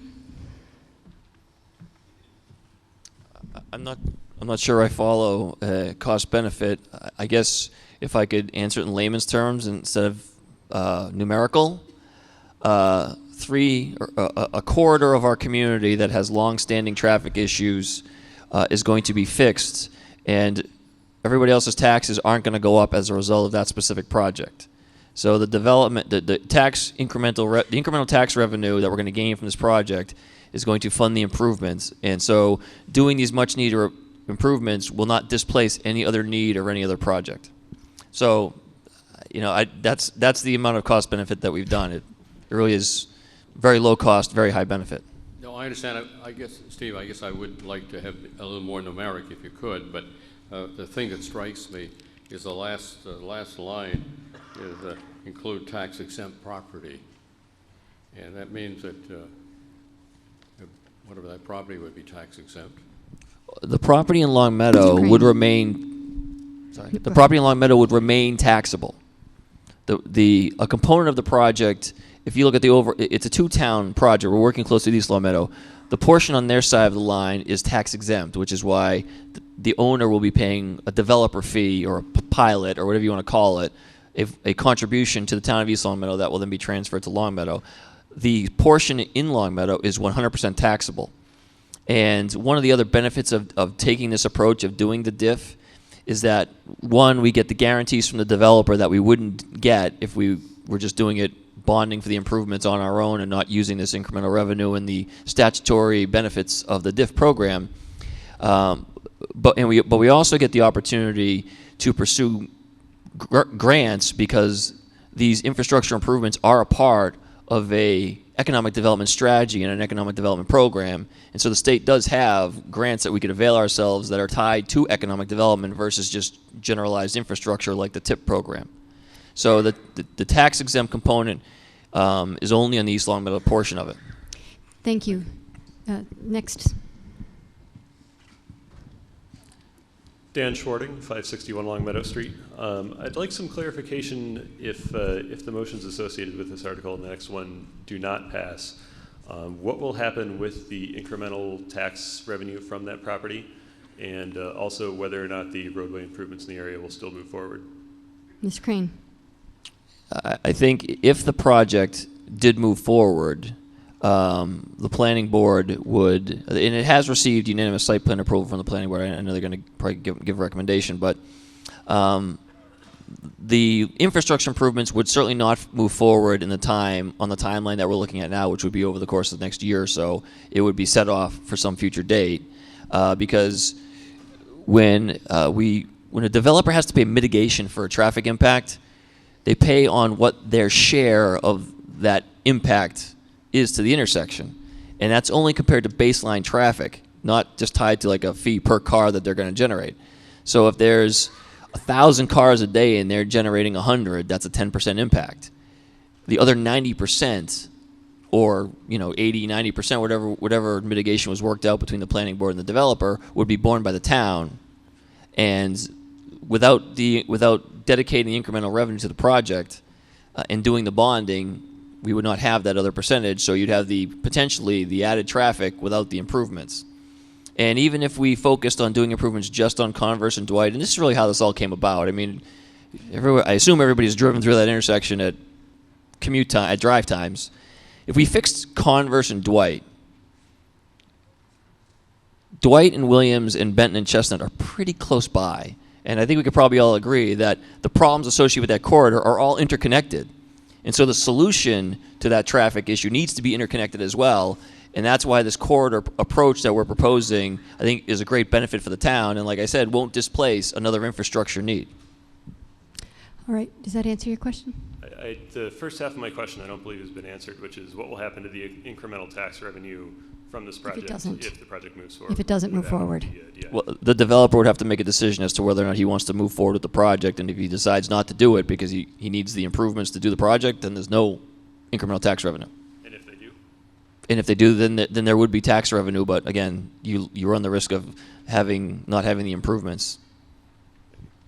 Thank you. Yes. And the loss of grant opportunities and things like that I mentioned. Yes, ma'am. Linda BC, 150 Converse Street. With that corridor that you're talking about opening up and the development, I'm a little bit concerned about the businesses that are for rent in that area right now. And you open up that corridor, what's going to happen to Converse Street that you are now replacing, and won't be wide enough for everything you're sending down it? Mr. Crane. You see what I'm saying? I do. Have you done that study? We have, and actually our traffic engineer is here, and I know it's getting late and we have a lot of articles left. We have actually a movie that shows how traffic is going to flow through the area with the improvements, and I can show it to you offline. You can come to my office, but the short of it is Dwight Road is going to be widened. Sidewalks are going to be added. Bike lanes are going to be added. Converse Street is already being widened as a part of the TIP project. This will join the end of the Mass DOT project that they're doing right now. This will connect with that, do the intersection, widen Dwight Road, and it'll handle the traffic flows substantially better. I mean, we're building a lot of new capacity in that roadway. All right, I'll come and look at it. It's a date. Thank you. Any further discussion? A question? Pete Landon, 5 Meadowbrook. Does East Long Meadow have the same timeline as we do on this project? Yes, they have approved the diff on their end. We have been working closely with them, so their town council has approved it. And if this goes through here tonight, we'll be back with East Long Meadow drafting that intermunicipal agreement for the improvements and working with the developer on the developer's agreement. And it would be the two towns and the two development partners. Second question, will the tax rate be the standard tax rate, or is it going to be negotiated? No, standard tax rate, full freight. Crane. Thank you. Okay, thank you. Any other discussion? Seeing none, we'll come directly to a vote on Article 13. This requires a simple majority. Would all those in favor please raise your yellow cards? Thank you. Would all those opposed please raise your yellow cards? Thank you. The motion passes by majority affirmative vote.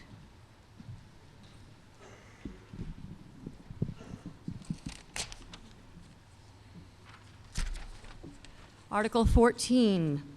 I move that the town vote to raise and appropriate the sum of $2,500,000 for the purposes of public infrastructure improvements, including but not limited to road, sidewalk, and traffic pedestrian signal improvements in the area of Dwight Road Improvement District, previously approved in Article 13, and to meet said appropriation to authorize the treasurer to borrow said sum of money.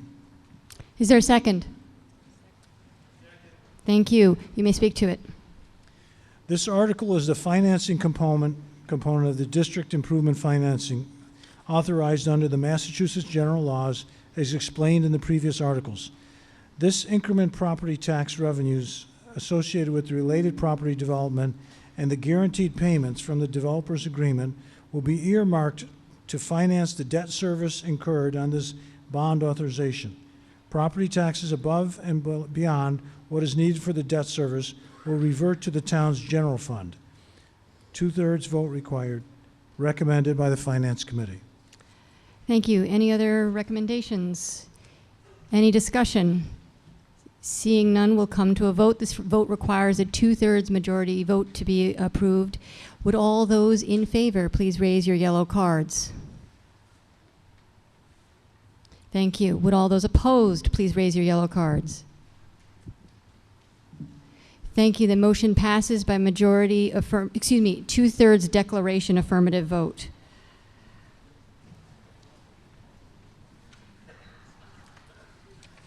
And ladies and gentlemen, it is 10 o'clock. I'm going to start enforcing a 2-minute rule so that we can keep things moving, please.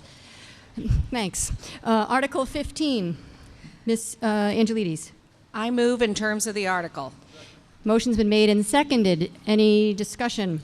Effective November 7th, 2016, as part of the Governor's Municipal Modernization Act, revolving funds pursuant to Massachusetts General Laws, Chapter 44, Section 53E and a half must be established in a town's bylaws. Any discussion? I can't tell who's going to the mic and who's just walking around. All right. It looks like there's nobody coming to the microphone, so we'll come directly to a vote on Article 15. This requires a majority vote. Would all those in favor please raise your yellow cards? Thank you. Would all those opposed please raise your yellow cards? Thank you. The motion passes by unanimous affirmative vote.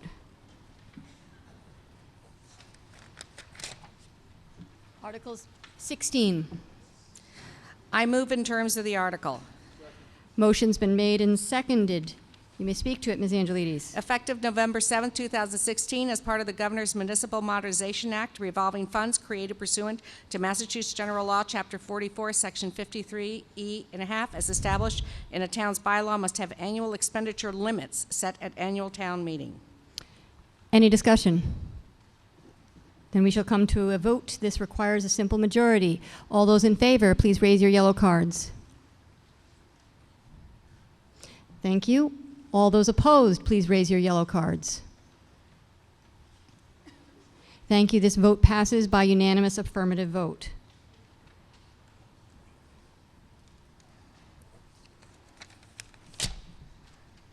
Article 17.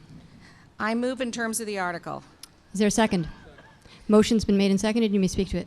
Massachusetts General Law, Chapter 44, Section 21C, effective November 7, 2016, as part of the Governor's Municipal Modernization Act, allows town meeting to authorize a department to enter into a lease purchase finance agreement upon the recommendation of the Select Board in 2/3 affirmative vote. The school department is planning on entering into 4-year lease purchase financing agreements at $192,000 annually to replace existing failing equipment. Any residual value received upon the replaced equipment will go into the town's general fund. Any further discussion? Madam Moderator, my name is Steve Wallman. I live on Pinewood Drive. I have several questions regarding this article.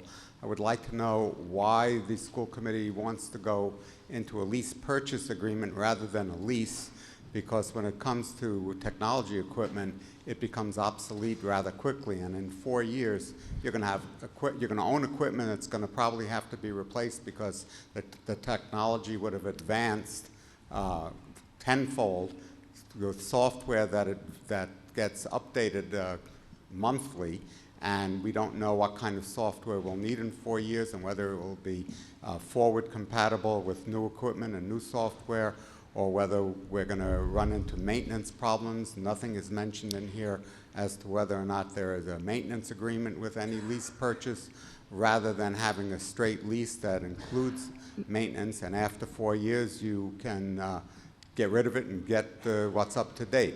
So can those issues be addressed by the school committee? School committee?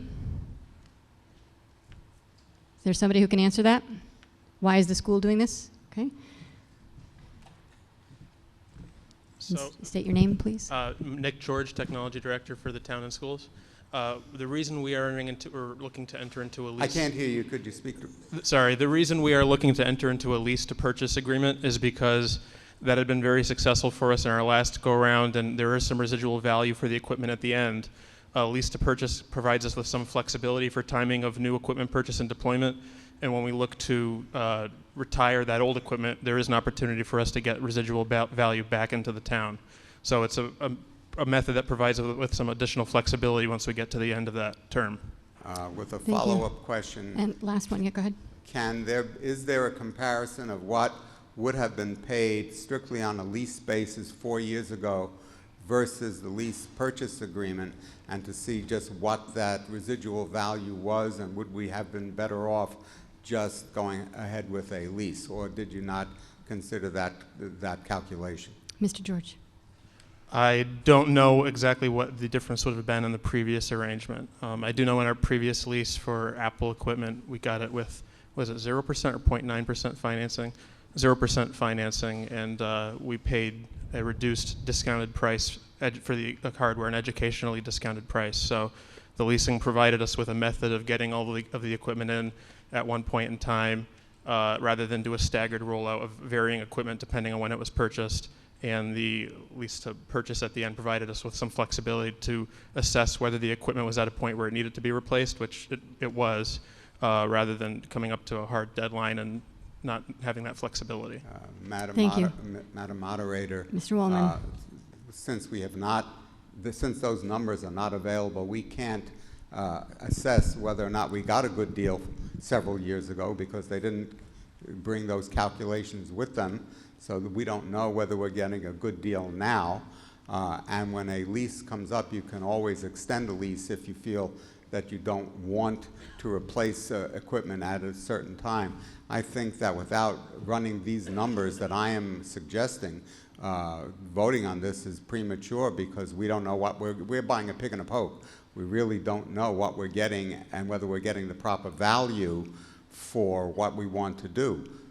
Also, details of this proposed lease purchase haven't been presented to us, nor has the type of equipment that they want to lease purchase have been presented to us. So my personal preference would be unless and until they come up with this information, I'm going to vote no, and they can always bring it up again at a special town meeting. Thank you. Anybody else for discussion? Is there a question? So the yellow's the question microphone. Jeff Klotz, 47 Converse. Am I to understand that you're asking us to approve funds to purchase something that you haven't explained the need for? And if I can, ask all your questions for everybody. What is the need? Thank you. What are we buying? So the need, to answer your question, is the equipment that staff are currently using in the schools was purchased in 2012. They are 5-year-old MacBook Pros.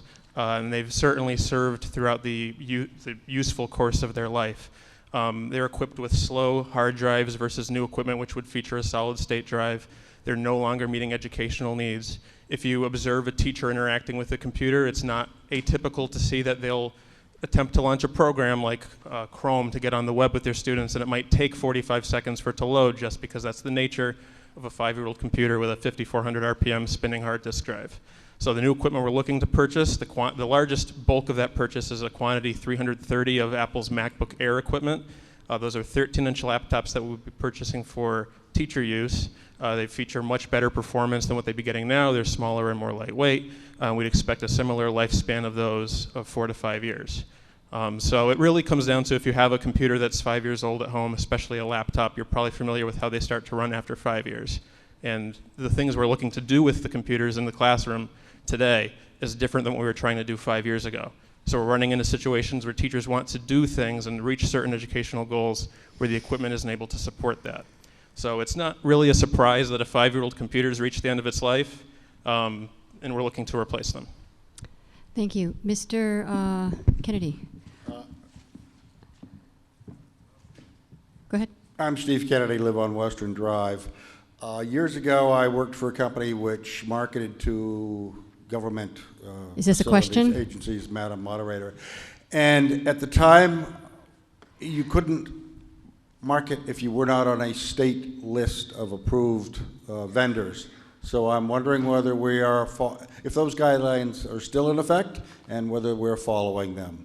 Thank you. And the second part of my question would be the lease itself. In the old days, state leases transferred ownership of the item upon acceptance by the customer. And how does that work today? Thank you. Mr. O'Shea? I'm not sure I can answer the second part of that question. I can say that it's important to note that the lease arrangement it's required now by state law that, that we appear before a town meeting to secure the arrangement. Secondly, I would just would want everyone to understand that this will allow us to extend our existing level of service to students, and that the funds that would cover the lease are part of the existing FY18 school budget.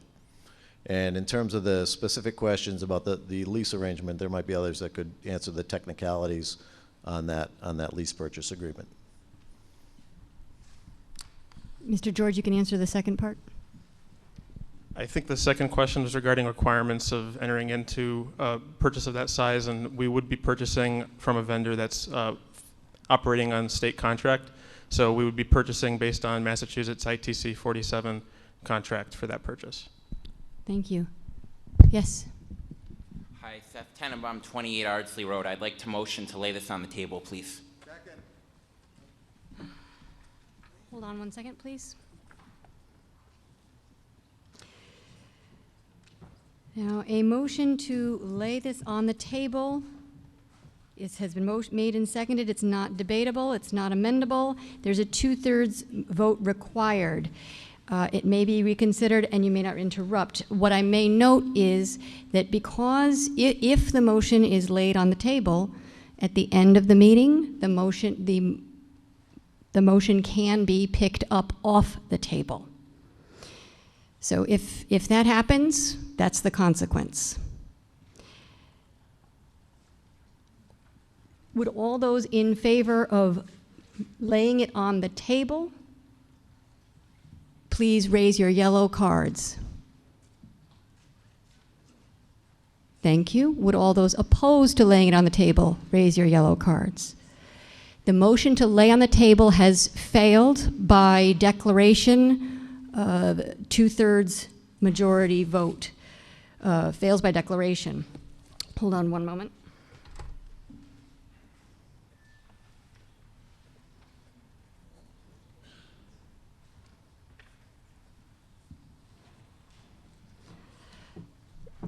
Any discussion on the article, on the motion? The motion itself requires a 2/3 majority vote. If we're ready to come to the vote, all those in favor, please raise your yellow cards. Thank you. All those opposed, please raise your yellow cards. Thank you. The motion passes by 2/3 declaration vote.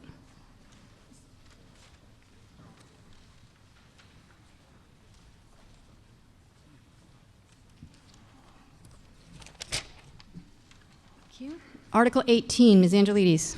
I move that the town vote to transfer from available funds in the treasury the sum of $34,321 to the town's operational stabilization fund previously established by vote of Article 15 at the November 18, 2003 special town meeting. Is there a second? Thank you. Motion's been made and seconded. You may speak to it. Funds to the Operational Stabilization Fund would secure the town's general reserve policy levels and help maintain the annual July 1st level of 5 to 10% of operating revenues the Select Board has established. The July 1st, 2006 level was 6.5% and will also help to secure adequate levels of reserves where the Moody Credit Rating Agency has stated that the town's reserves levels are below the national and state average for the rating category of an AA2. The amount now present had to be reduced from what was originally proposed to compensate for the increase in Article 2, snow and ice removal. Any discussion? Mr. Okay. Seeing none, we shall come directly to a vote on Article 18. This requires a simple majority vote. Would all those in favor please raise your yellow cards? Thank you. Would all those opposed please raise your yellow cards? The motion passes by unanimous affirmative vote. Article 19. Oh, excuse me. Mr. Gold. Madam Moderator, I move in terms of the article. Is there a second? Second. Thank you. Speak to it. Yeah, this is the first of the final 11 articles tonight that all have to do with expenditures of funds from the community preservation account. This first one just funds some local surcharges and other things for the community preservation. But you'll see as we go through all of them, they're individual projects. Discussion? Louis Robin, 942 Long Meadow Street. I move to consolidate Articles 19 to 29. They all deal with the Community Preservation Fund. Well, that motion would be in order after we come to a vote on Article 19. Because we have heard a motion on Article 19, we must vote on that first. Okay, but then I can do it after 20. Correct. After 19, before 20, okay. Correct. Any discussion on Article 19, on the motion under Article 19?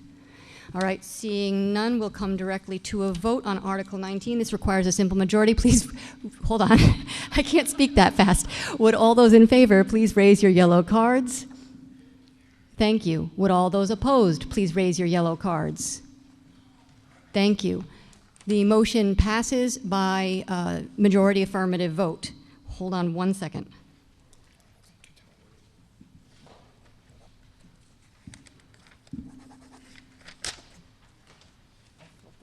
I will recognize Mr. Robin. Yes, I move to consolidate Articles 20 to 29. They all deal with the Community Preservation Fund. The motion to consolidate Articles 20 to 29, this is voting them on as a consent agenda. What I will do is read off each article. If anyone wants to discuss an article separately, just yell out, this is the one time you can yell out, hold for that article, and we shall consider that article separately. Article 20, Article 21, Article 22, Article 23, Article 24, Article 25. You want to yell hold on 25? Hold. 25 is held. Article 26, Article 27, Article 28. Hold on 28. Article 29. Hold on 29. Okay, so now the motion becomes voting on whether to approve Articles 21, 22, 23, 24, 26, and 27 as a, forgive me, oops, and 20. I only wrote down 21. Would all those in favor of voting on those articles that I read out loud please raise your yellow cards? This requires a simple majority vote.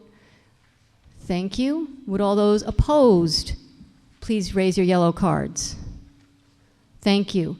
The motion to approve Articles 20, 21, 22, 23, 24, 26, and 27 pass by majority affirmative vote. We shall now turn to Article 25.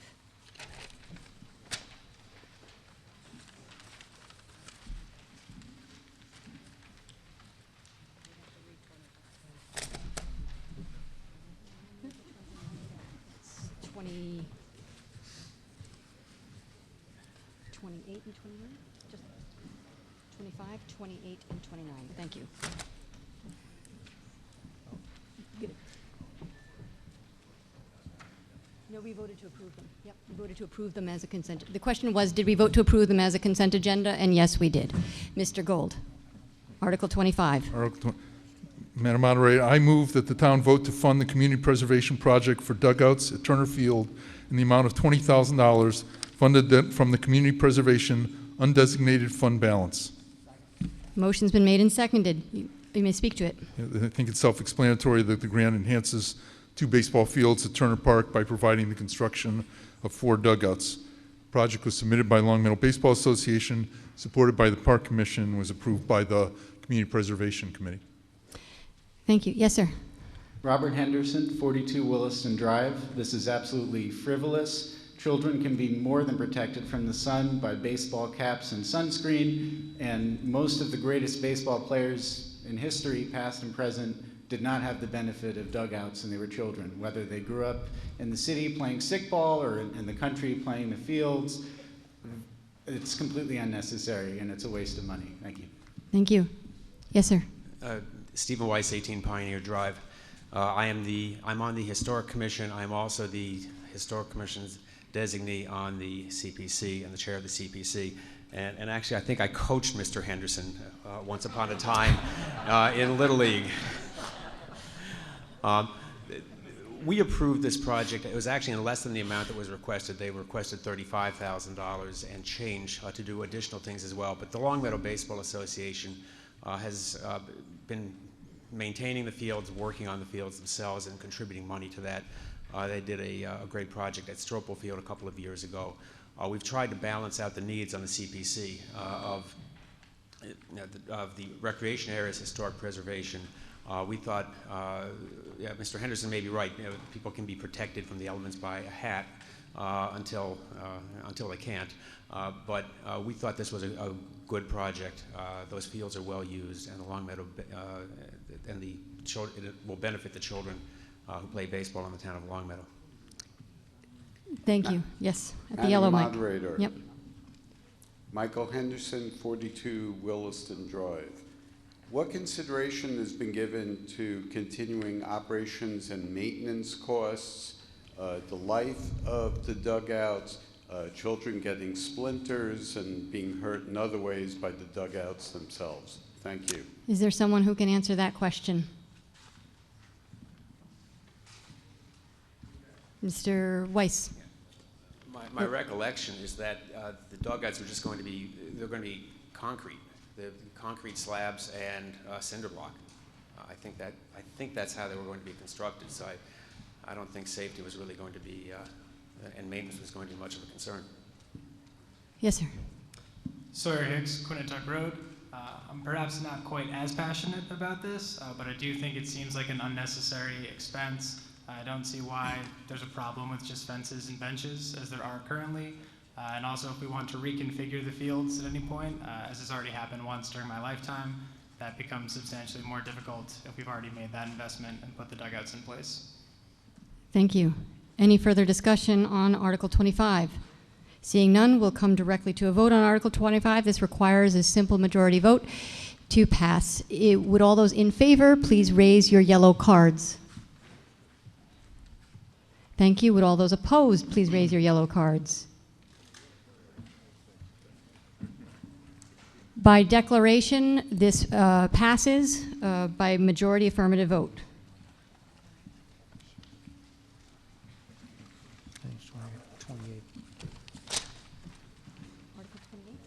We are now on to Article 28. Mr. Foster. Madam Moderator, I move in terms of the article. Is there a second? Motion's been made and seconded. You may speak to it. The town preschool program has been moved from Center School to Wolf Swamp School. The current playscape equipment is old and intended for students age 5 and up. The project will enable the installation of age-appropriate playground equipment at the school. Any further discussion? Mr. Garrett?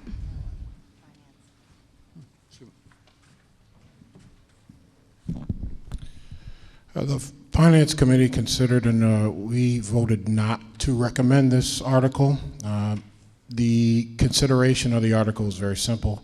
The information that we received was that the article speaks to preschool, the preschool program, equipment for the preschool program. It's our understanding that tuition is being collected for this program. So it was the feeling of the Finance Committee that the possibility of funding this through the tuition should be considered rather than using these funds. Other board recommendation, Mr. Weiss? Yes, again, Stephen Weiss, 18 Pioneer Drive. If I recall correctly, among the applications that were submitted this year by the town, this was the highest priority application by the school committee. And if one were to take a look at all of the applications today, we did, again, try to balance this out. There's an application that was approved for the Blueberry Hill Fields. Blueberry Hill School Fields. There was an application that's now been approved for the development or the continued improvement of the Wolf Swamp Road fields. And on a purely personal basis, I'm familiar with this playscape. My kids used it when they were at Wolf Swamp School. My older son is now 31 years old. This playscape has outlived its, certainly we've gotten our money's worth out of it. Again, this is money that the CPC can apply that can be used for the schools, for the town, or for the preschool, without coming out of anybody else's budget. Thank you. Hi, Russell Duperret, 134 Ashford Road. I'm on the school committee as well. This is a very high priority for the school committee. It was actually something that we were looking at doing last year, but the timeline was missed to submit for CPA funds. This year we made sure we did meet it, but it's not something that we can simply fund through tuition. So the budget doesn't, we haven't budgeted that way in order to do it. But when we moved the preschool to Wolf Swamp, it became imperative that we have a playground or a playscape that actually worked for preschool kids, which we do not have there right now. So we're basically band-aiding it, but it's not a preschool that's actually, or a playground that's designed for preschool kids. Thank you. Thank you. Mr. Garrett. Maury Garrett, 133 Tedford. I just wanted to speak as myself, not as a member of the representative of the Finance Committee, to the issue that was raised about the personal anecdotal familiarity with the park. My address is actually close enough to that playground in question. I could hit it with a baseball from my front yard. My kids play there. I have 2 children that are of preschool age, and they use that the facilities at that park just fine. I don't personally see any problem with the condition of it. So again, I understand and respect the opinion of others that have expressed that they feel that it was that it needs to be replaced or that new equipment needs to be purchased from preschoolers, but from my own personal anecdotal experience, that's just not the case. We have 2 more folks waiting to be recognized, and then we'll see Mr. O'Shea. I'm happy to defer to the superintendent. Mr. O'Shea. And it could be that our school committee members might be poised to make the same point. I just want to note that the preschool program at Wolf Swamp is not, it doesn't exist as a tuition run program exclusively. It's there as a special education program.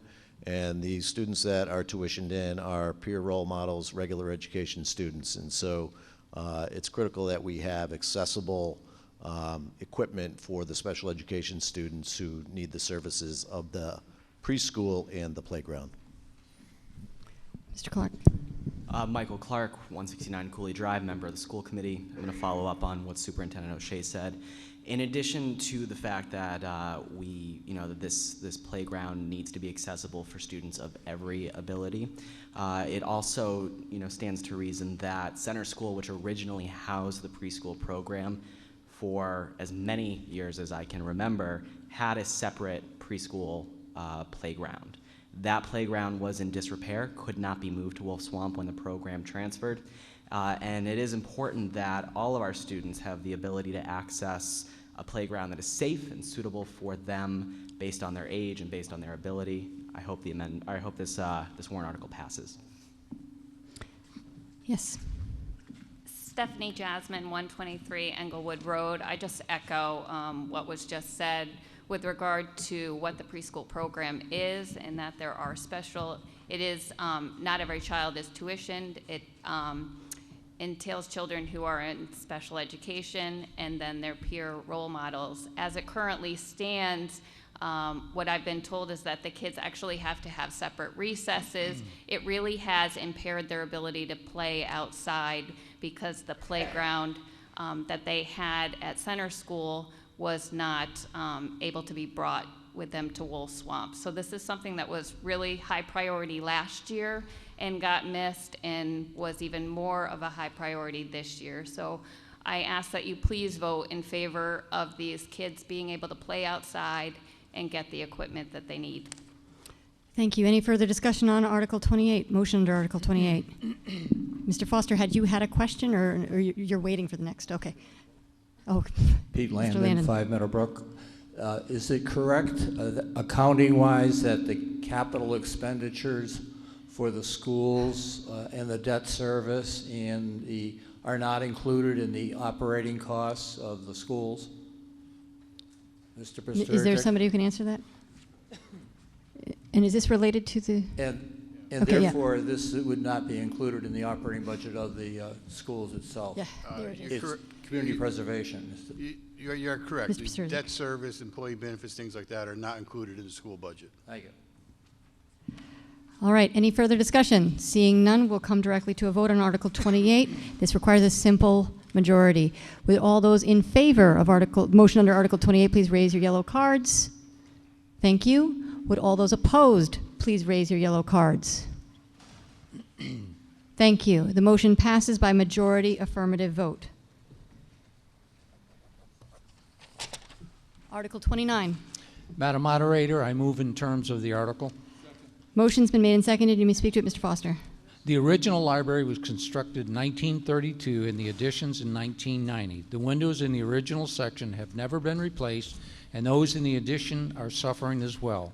The project will include the removal of existing windows, the installation of new vinyl-clad wood windows. In order to fully fund this project, the town has agreed to transfer the funds initially allocated to the Center School Balustrade project approved last year to help fund this window replacement project.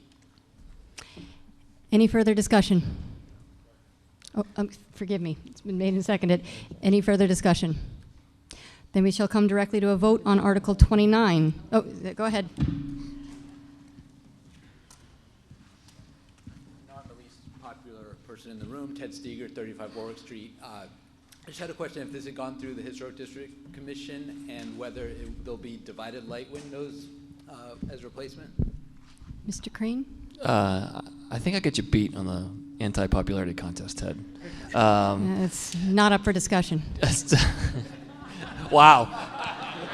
Wow. We haven't gone there yet because we have a design, but we don't have an appropriation. So we need to get the appropriation. Then we'll certainly discuss with the Historic District Commission. Thank you.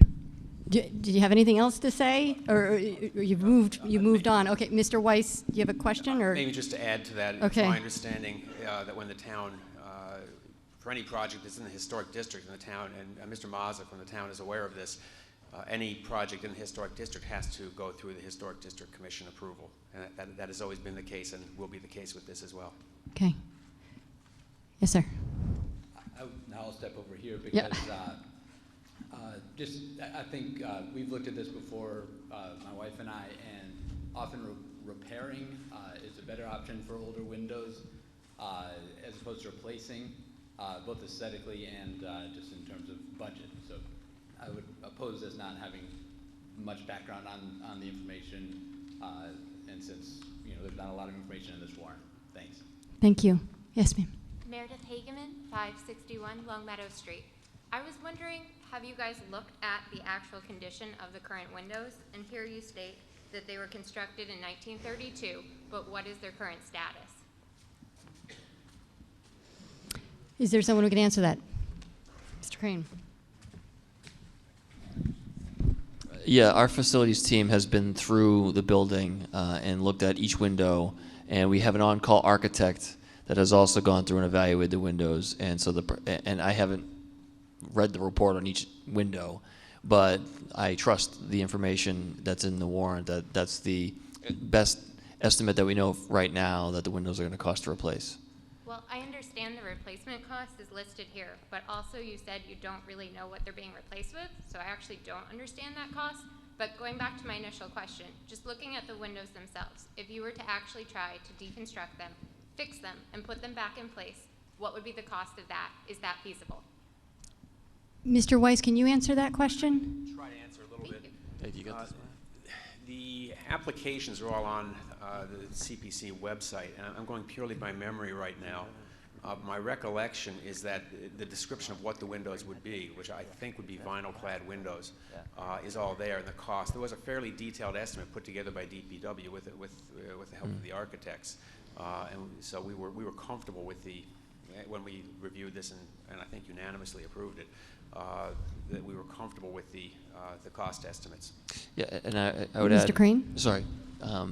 DPW Director Mario Mazza can speak more specifically to the application, because I don't even think all the historic windows are being replaced. These are vinyl windows that were done in a 1990s era edition, and some of them are, I mean, one literally fell out of the frame, went down 2 stories. So, and if you look around the back of the building, you can see that there's water getting behind some of the flashing. So there's a pronounced need for this. This has been the top priority for the library, and I know Mary from the Library Board of Trustees will probably speak to that as well. But I don't know if you Is have this more an details. answer to a question, Mr. Mazza? Go ahead. I only have one other point that I would add to that, is that if you went there and you looked at the space between the window itself and the frame, you can see daylight through it, so just rehabbing them is not going to fix that. Replacing them is the right way to do it. I'm sorry, we're going to move on to the next person. Well, was it a follow-up question? You had asked one other follow-up. Go ahead. Come on. I get moaned at. Sorry. I apologize. I apologize. The statement that I believe it was the town manager said was that you weren't going to change replace the actual historic windows. For example, the transom that's above the main window that looks historically impressive to people as they drive by. Is that correct? Or is every window in the library up for debate right now in this meeting? I believe every window is up for debate. Okay, so you're talking about everything that we see from the street is going to be replaced. And is there a picture of what it will be replaced with somewhere? It will be replaced in kind. So it will I'm sorry, we don't allow no, you can stay there, but just you ask all of your questions at once. We don't allow cross-examination because other people are seeking to be recognized. I'm sorry. It's okay. It's okay. So I guess my last question would be, can you explain what the windows will look like? For example, are there divided lights? Yes, there are divided lines. But no, the mutton on the outside. Can you actually see an outside mutton and an inside mutton the same way you do now? I cannot speak to that detail. Okay, then we can't know what we're going to be looking at once we Ms. Roganis. Thank you. I'm Mary Roganis, 22 Warren Terrace, and I'm president of the board at the library. On behalf of the town, I will say that we have many needs at the library, and convincing the CPC people and the Capitol and the DPW is extremely difficult. And if this has met their needs, I think you can be confident that it is a good spending of the money. And I can tell you, as someone who spends a lot of time at the library, there is the need to do these windows. The ones that are date from 1932 have had a good life. And to comment on money that was saved or tried to be saved when the expansion was done, that is the reason that every window in the library needs to be replaced now. They'll be replaced with quality, and the district commission, historic district commission, will make sure that they are totally acceptable to the historic nature of the building of the library. So I encourage and urge you to vote in favor of this. Thank you. Further discussion? Yes, sir. Yes. Lewis Robin, 942 Long Meadow Street. My question actually tags along on that last comment. I have a two-pronged question. Are the windows that are being proposed to replacing the old windows vinyl? And if they're vinyl, don't the Historic Commission have to approve them because they prefer, I think, the traditional wooden windows? Who can answer that? Mr. Mazza.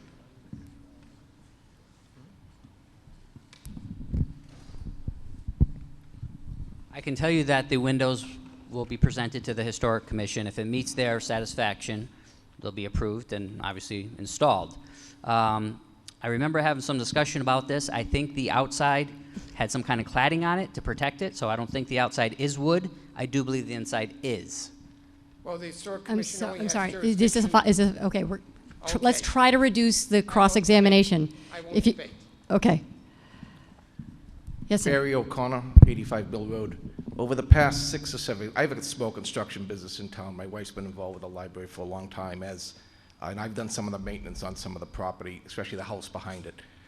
Those windows, I've worked on those constantly. They're racked, there's spaces in between them. They're vinyl windows. They were just cheap windows when they were put in, and they're just not a good window. The way it reads is, I think, a wood window that's vinyl clad, which will give longevity, plus it'll be more historically correct with the way these originally were. You know, I go there 3 times a week, and I never walk in before somebody says, could you take a look at this window over here? I don't mind doing it, but they gotta be replaced, guys. It's just the way it is. Thank you. All right, thank you. Any further discussion? Seeing none, we shall come directly to a vote on Article 29. Would all those in favor, this requires a simple majority, would all those in favor please raise your yellow cards? Thank you. Would all those opposed please raise your yellow cards? Thank you. Hold on one moment. I have to call the vote first. The vote is majority affirmative vote. I shall now entertain a motion to adjourn to a time certain. I move to adjourn to Wednesday, May 10th, 2017 at 7 o'clock in the Long Meadow High School Robert D'Agostino Gymnasium. Is there a second? The motion has been made and seconded. This requires a simple majority. Would all those in favor please raise your yellow cards? Thank you. Would all those opposed please raise your yellow cards? The motion passes by majority affirmative vote. We are now adjourned until tomorrow at 7 p.m., same location. 8:30, Marie, right? You're just about right, Don. I said 10:30.